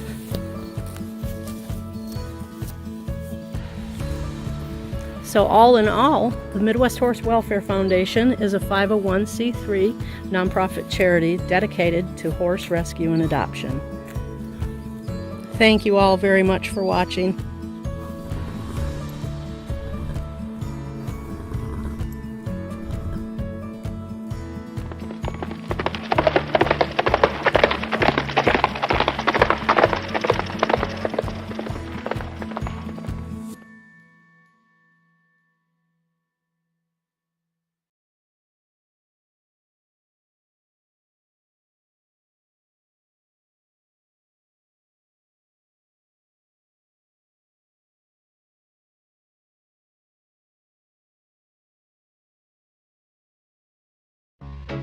The way that a cat is and the beauty that's in a cat, they're like no other animal.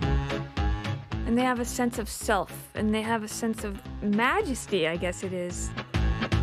These are animals who sleep in our beds, who are our best friends, who are always there for us. Why would anyone want to declaw a cat? As a veterinarian, I've worked on 6 continents, but a lot of my patients are actually captive animals. In fact, they're actors. But I was also a veterinarian for animals who had wound up in sanctuaries or on animal compounds. Many of them are declawed and crippled. I would ask, why are all these cats declawed? And the answer, because it supposedly makes them safer to work with. This is when I realized that if there were this many big cats declawed and crippled, then there had to be millions of domestic cats who were suffering in the same way. It's not on the forefront of animal cruelty, but it's such an injustice in the fact that it's their doctors doing it to them. It's a lot easier on your kitty when they're young. That would be the equivalent of taking these cigar cutters and slipping my finger through and cutting this whole last bone off. And it's even worse because their doctors aren't telling what they're doing. You can get them before they've had a chance to tear up your good new furniture. And what that tells me is that people are elevating the rights of their sofas and their chairs above the rights of their animals. Martin Luther King said, "Laws can't change the heart, but they can restrain the heartless." And that's when I decided the only way to stop these animals from being declawed is to make it illegal.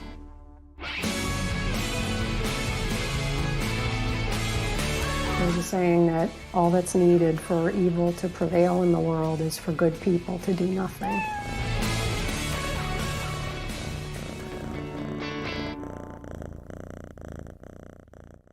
Nails. They come in pretty handy.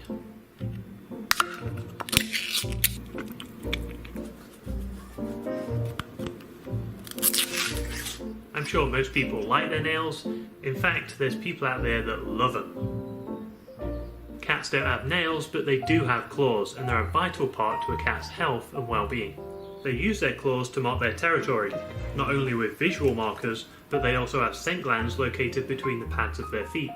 They're used for protection, help cats climb and balance. They're great for stretching out their muscles, and sometimes it just feels good to scratch.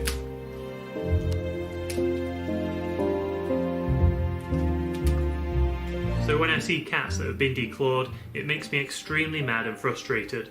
Not only are owners choosing their precious belongings over their cat's health and happiness, why the do vets even do this to cats in the first place, knowing full well how devastating it can be for them? Declawing cats is a surgical procedure. Their toes are actually amputated at the last joint, removing a portion of the bone as well as their claw. Kinda like if I were to take these gardening shears and snip off my fingertips. Obviously, declawing can cause many health and behaviour issues, such as hemorrhaging, abscesses, bone chips that prevent healing, anxiety, aggression, and litter box avoidance due to the pain in their paws. Cats naturally walk like ballerinas on their toes, but declawing them messes up their balance, forcing them to shift their weight and in effect walk on their wrists. This abnormal posture can cause many long-term complications, such as muscle weakness, arthritis, or back and joint pain. Remind me again, why do vets still do this? Cats are going to scratch on stuff no matter what you do. It's simply in their nature. But there's so many ways you could redirect this undesirable behaviour without resorting to having your fur kids declawed. In my opinion, it's a barbaric practice that should never have begun. I'd never declaw coal and marmalade, and I think it's time cat declawing was banned once and for all. Please check out the Paw Project documentary and visit their website pawproject.org to learn how you can help stop cats suffering with the click of a mouse.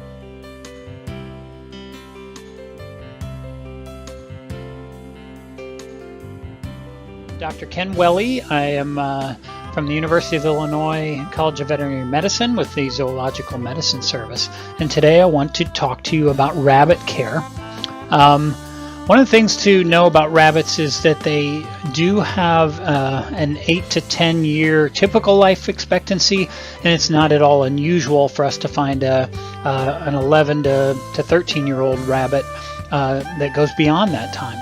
And so it's a long commitment, so you need to make sure you know what you're getting into.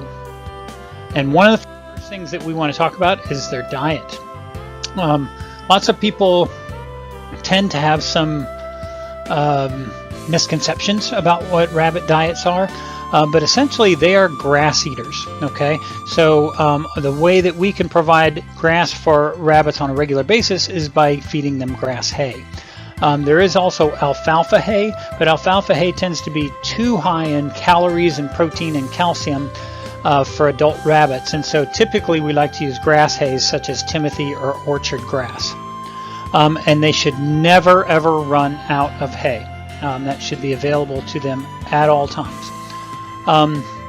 Pellets are going to be a smaller component of their diet, and there are both juvenile and adult formulations. The juvenile formulation would be used for growing, pregnant, or nursing rabbits, versus rabbits that are no longer growing will get the adult formulation. And typically we want to limit the amount of pellets for adult rabbits because it tends to be higher in calories and it tends to not require very much work on the part of their teeth. Lastly, they can have greens, and so leafy greens can be given pretty large quantities. I'd say 1 cup maybe for a small dwarf breed and up to 2 cups for the larger breeds of rabbits on a daily basis. You want to limit super high calcium types of greens because calcium accumulation can sometimes cause some urinary problems for rabbits. You can look those up on the internet to find which ones are high calcium, which ones are moderate, which ones are low, and just kind of keep it on that basis. I should mention water. Rabbits drink a large amount of water for their body size compared to some other species. They need that water to process all of that dry grass, the hay, and so rabbits need to have continuous access to water, preferably in a bottle. It tends to stay cleaner that way, and so you don't want to let them let that sit for very long. Otherwise, the palatability and the cleanliness of the water is going to be affected. Okay, so next thing we want to talk about is where the rabbits live.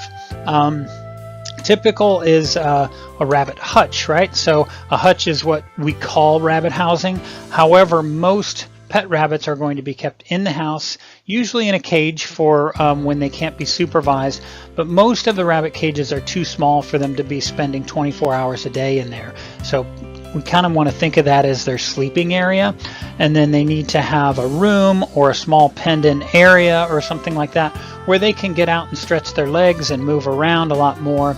Otherwise, they tend to get kind of stiff and arthritic if they don't get enough exercise. Having multiple levels and that they can kind of climb up stairs or ramps or other things like that is also very helpful for keeping them active. Whatever you're keeping them in needs to be well ventilated. Things like enclosed plastic or enclosed glass enclosures are not very appropriate for them because they kind of trap air inside of them, and so it gets quite humid, and it kind of the urine odors are going to get accumulated in there, and you want to be careful about that. And then finally, we want the foot surfaces to be very clean, very dry, and non-abrasive. So the wire bottoms on the cages, while they traditionally were used, tend to cause foot sores on rabbits and probably are not appropriate for them for long-term care. So again, clean, dry, and non-abrasive is kind of the hallmarks for that. Rabbits can be litter box trained, but they're unlike a cat. They will not have an innate need to bury that waste. So they won't seek out a litter box. Essentially, they choose a corner where they want to produce most of their waste, especially their urine. They tend to drop droppings everywhere. And so you put the box in that area, and then you keep it super clean so that they don't ever have an aversion to going in there. And then you want to use a non-dust producing litter. Sometimes if their litter is too soft and comfortable and there isn't any place else for them to go, rabbits will sleep in their litter box, and that's not always the most sanitary thing. So ideally you would want to have a separate, soft, comfortable sleeping and resting area so that they don't sleep in their litter box. You want the rabbits to have plenty of enrichment, so they're not like a hunting animal, and so for them, exploration and exercise, chewing on things that are appropriate and safe for them, those are going to be appropriate enrichments. And then they need some social enrichment. They tend to do well if they bond with another rabbit that can be kept with them. And then obviously the human interactions. You want that to be frequent so that they're not fearful. You do need to be very careful with other pets though, because cats and dogs are predatory and can sometimes injure a rabbit pretty severely. So all that needs to be very supervised if they're going to have any contact with other species. And finally, veterinary care. The big thing is probably wellness care in general. So we want to detect and prevent our early health problems because they're going to be more successful to treat when we do it that way. And then it's also valuable to establish a veterinary relationship prior to the time when you have an emergency and you really need them. Likewise, we do have some reproductive care. Female rabbits should be spayed if breeding is not intended, because they do commonly get cancer in their uterus. It's the most common type of cancer in rabbits. And so they can get other reproductive diseases in the females particularly. And then obviously we don't want unwanted litters. And if you want to bond a rabbit with another rabbit, typically they have to be spayed or neutered. For the males, neutering is more behavioral than anything else. There aren't a lot of serious health conditions with the males other than they can get testicular cancer, but it's not super common.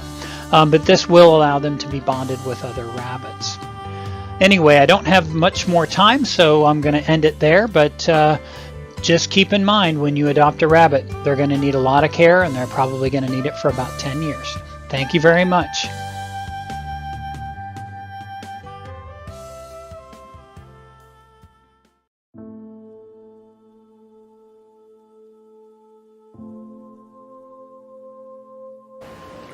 Hi, my name is Annette Prince, and I'm the director of Chicago Bird Collision Monitors, CBCM. We are happy to take part in this celebration of life with famous Fido.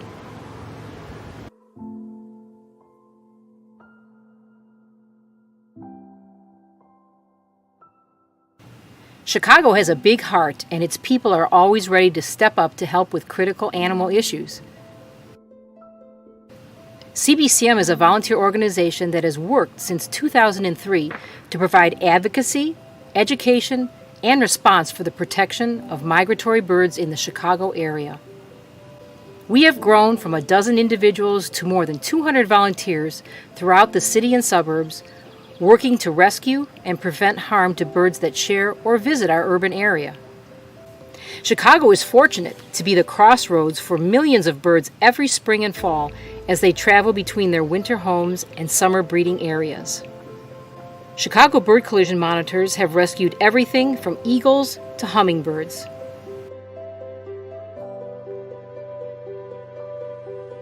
Unfortunately, our skyscrapers and residences are filled with glass windows, doors, and lobbies that are deadly obstacles for any bird. Birds will die or be severely injured when they try to fly towards a glass reflection or through a clear glass area that they don't realize is a solid surface they should avoid.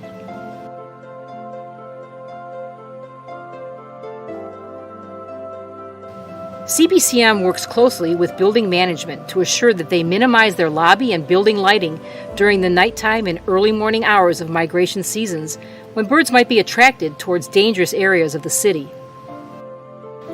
Our teams go downtown every morning during spring and fall migration to recover thousands of birds that have fallen victim to collisions with buildings. We are out in the rain, the snow, day and night, during marathons, the pandemic, on bikes, in boats, on foot, in order to be there when the birds need us.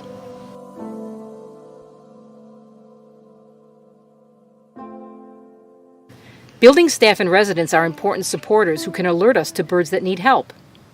We have found 200 different kinds of birds in just the 1 square mile of downtown we monitor each year. Warblers, sparrows, thrushes, woodcocks, woodpeckers, cuckoos that have traveled hundreds or thousands of miles between rainforests and northern forests will have their epic journeys tragically ended at a window in our cities. We are leading the work to enact requirements for bird-friendly building designs and products in Chicago. Let the mayor and aldermen of Chicago know that you want bird-friendly building requirements as part of the building code. Chicago Bird Collision Monitors provides educational programs to help homeowners, property managers, and architects understand how to minimize hazards for birds at buildings. We can help you find ways to make your windows safer for birds. Call us or visit our webpage.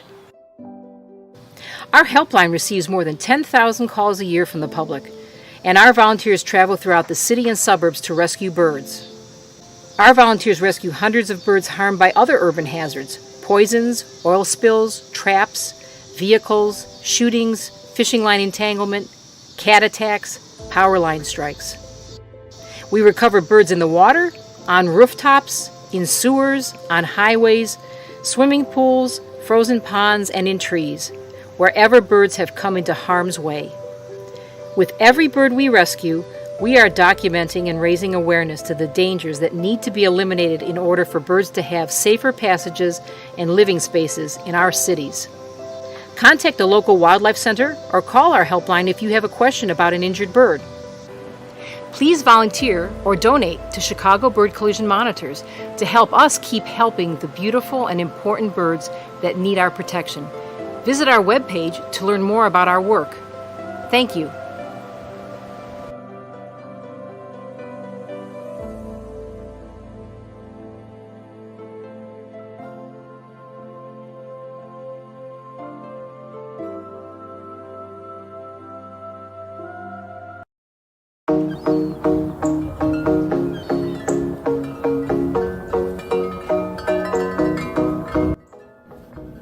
At Famous Fido Rescue, we are not just a shelter. We are a family, united by the love and dedication we have for our four-legged friends. Today, I want to take you on a heartfelt journey, a journey that transcends the wall of our sanctuary, the journey we fondly call Forever After. In the world of Famous Fido Rescue, we are witnesses to incredible tales of resilience and hope. Our journey does not end when these animals find refuge within our walls. Rather, it takes flight when they embark on the next chapter of their lives, their forever after. It's a chapter filled with love, laughter, and countless moments of joy that weave into the fabric of their newfound families. Picture this, a once abandoned pup now bounding through a backyard, tail wagging with unbridled happiness. Imagine the feline friend who, after facing the trials of the streets, now luxuriates in the warmth of a sunlit window, safe and content. These are the moments we live for at Famous Fido Rescue, the magical symphony of the forever after. The updates we receive from our adoptive families are not just messages. They are windows into the lives we have touched. They are the heartwarming stories that echo through our halls, reminding us that the impact we make reaches far beyond our shelter's walls. It is in these updates that we witness the true magic, the animals sharing their lives in meaningful ways, becoming integral members of their families. In the Forever After, we see the real stars of Famous Fido Rescue shining brightly. Our famous rescues, once facing uncertainty, now take center stage in the spotlight of love and belonging.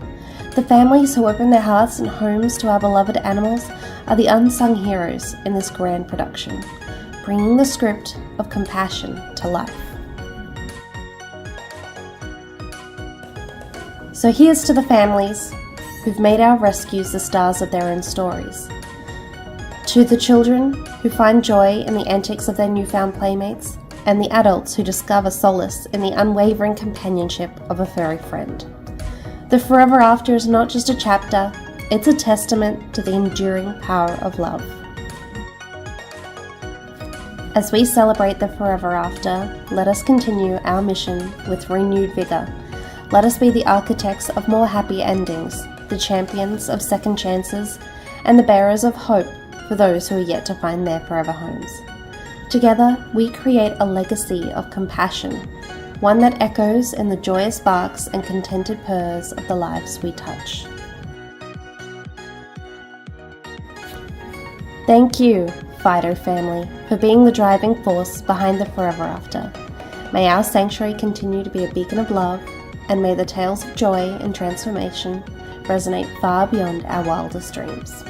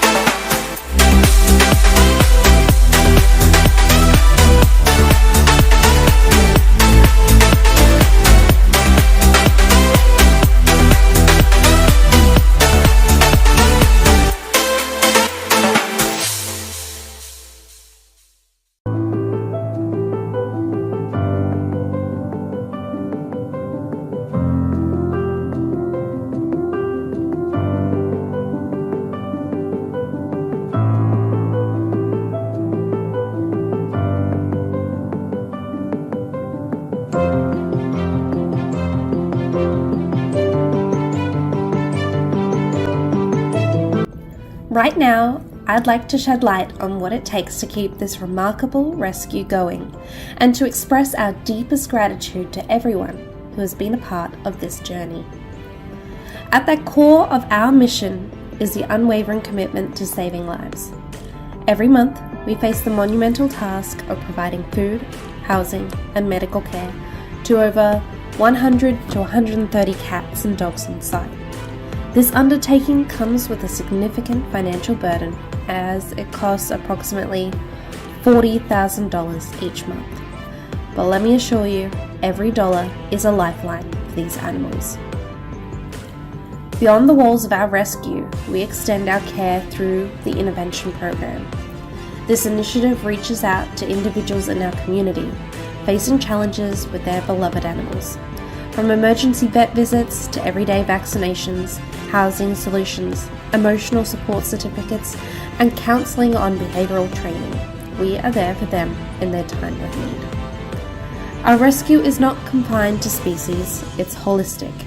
We care about every living being on this planet, and we have designed our centre to reflect the diversity of the world and its inhabitants.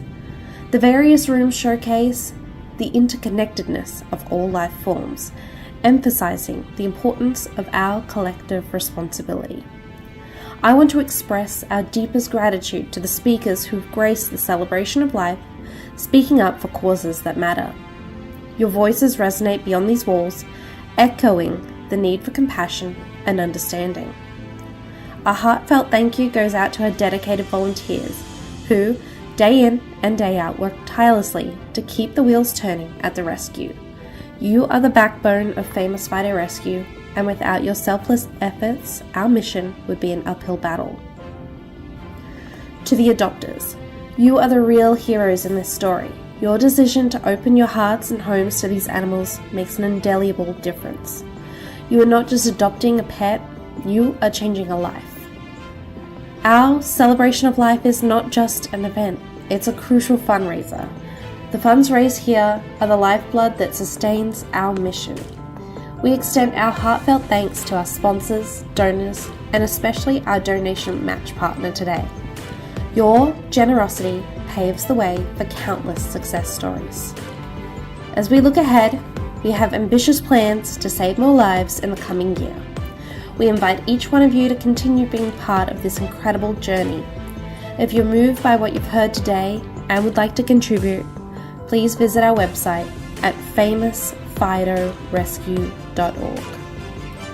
On behalf of the entire Famous Fido Rescue team, thank you from the bottom of our hearts. Your support, whether through time, resources, or donations, is what makes our mission possible. Together, we can make a difference, one paw at a time.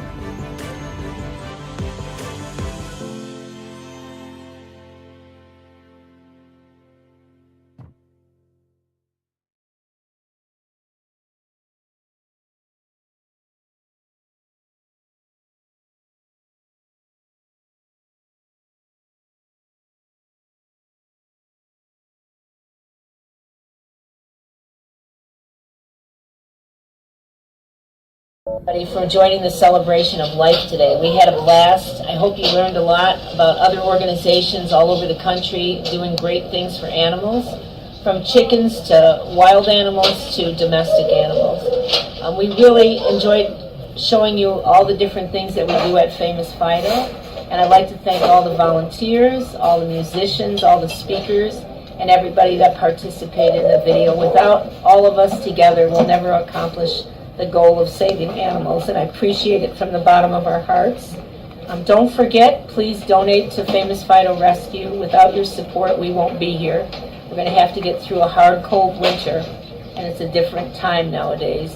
Many, many people are surrendering, and we have to educate people so this stops happening. And what are our goals? We should be thinking about what our goals are next year, and one of mine is to bring as much information awareness to people to end the suffering to these poor animals. So thank you again. Paws up. See you next year. Hey everybody, this is Sean Heffernan. I'm a musician from Chicago, a songwriter, and I just wanted to say a thank you to Famous Fido Rescue for asking me to be a part of the celebration of life. Please, if you can, go donate, help the event, go help all the pets that need help out there, and we can raise some funds for our furry friends. And this is a song all about friendship. I'm sure many of you will know it.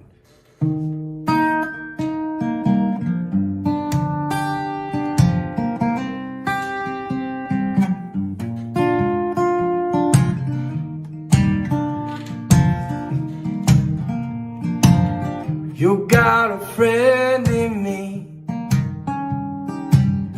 You got a friend in me. When the road looks rough ahead and you're miles and miles from your nice warm bed, you just remember what your pal said. Boy, you got a friend in me. Boy, you got a friend, oh, in me.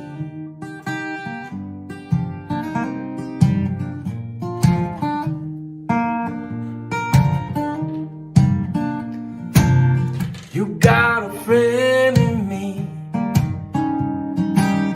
You got a friend in me. You've got troubles, I got them too. There isn't anything I wouldn't do for you. We stick together and see it through, 'cause you got a friend in me. Yeah, you got a friend, oh, in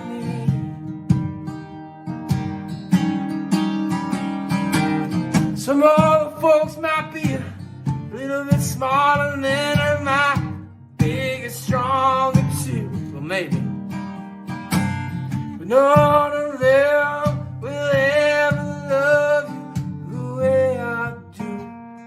It's me and you, boy, and as the years go by, our friendship will never die.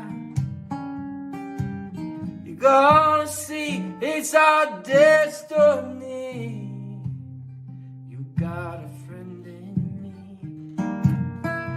Yeah, you got a friend in me.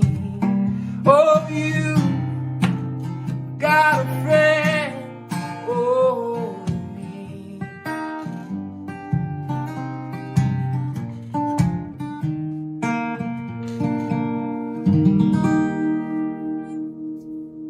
Thank you very much.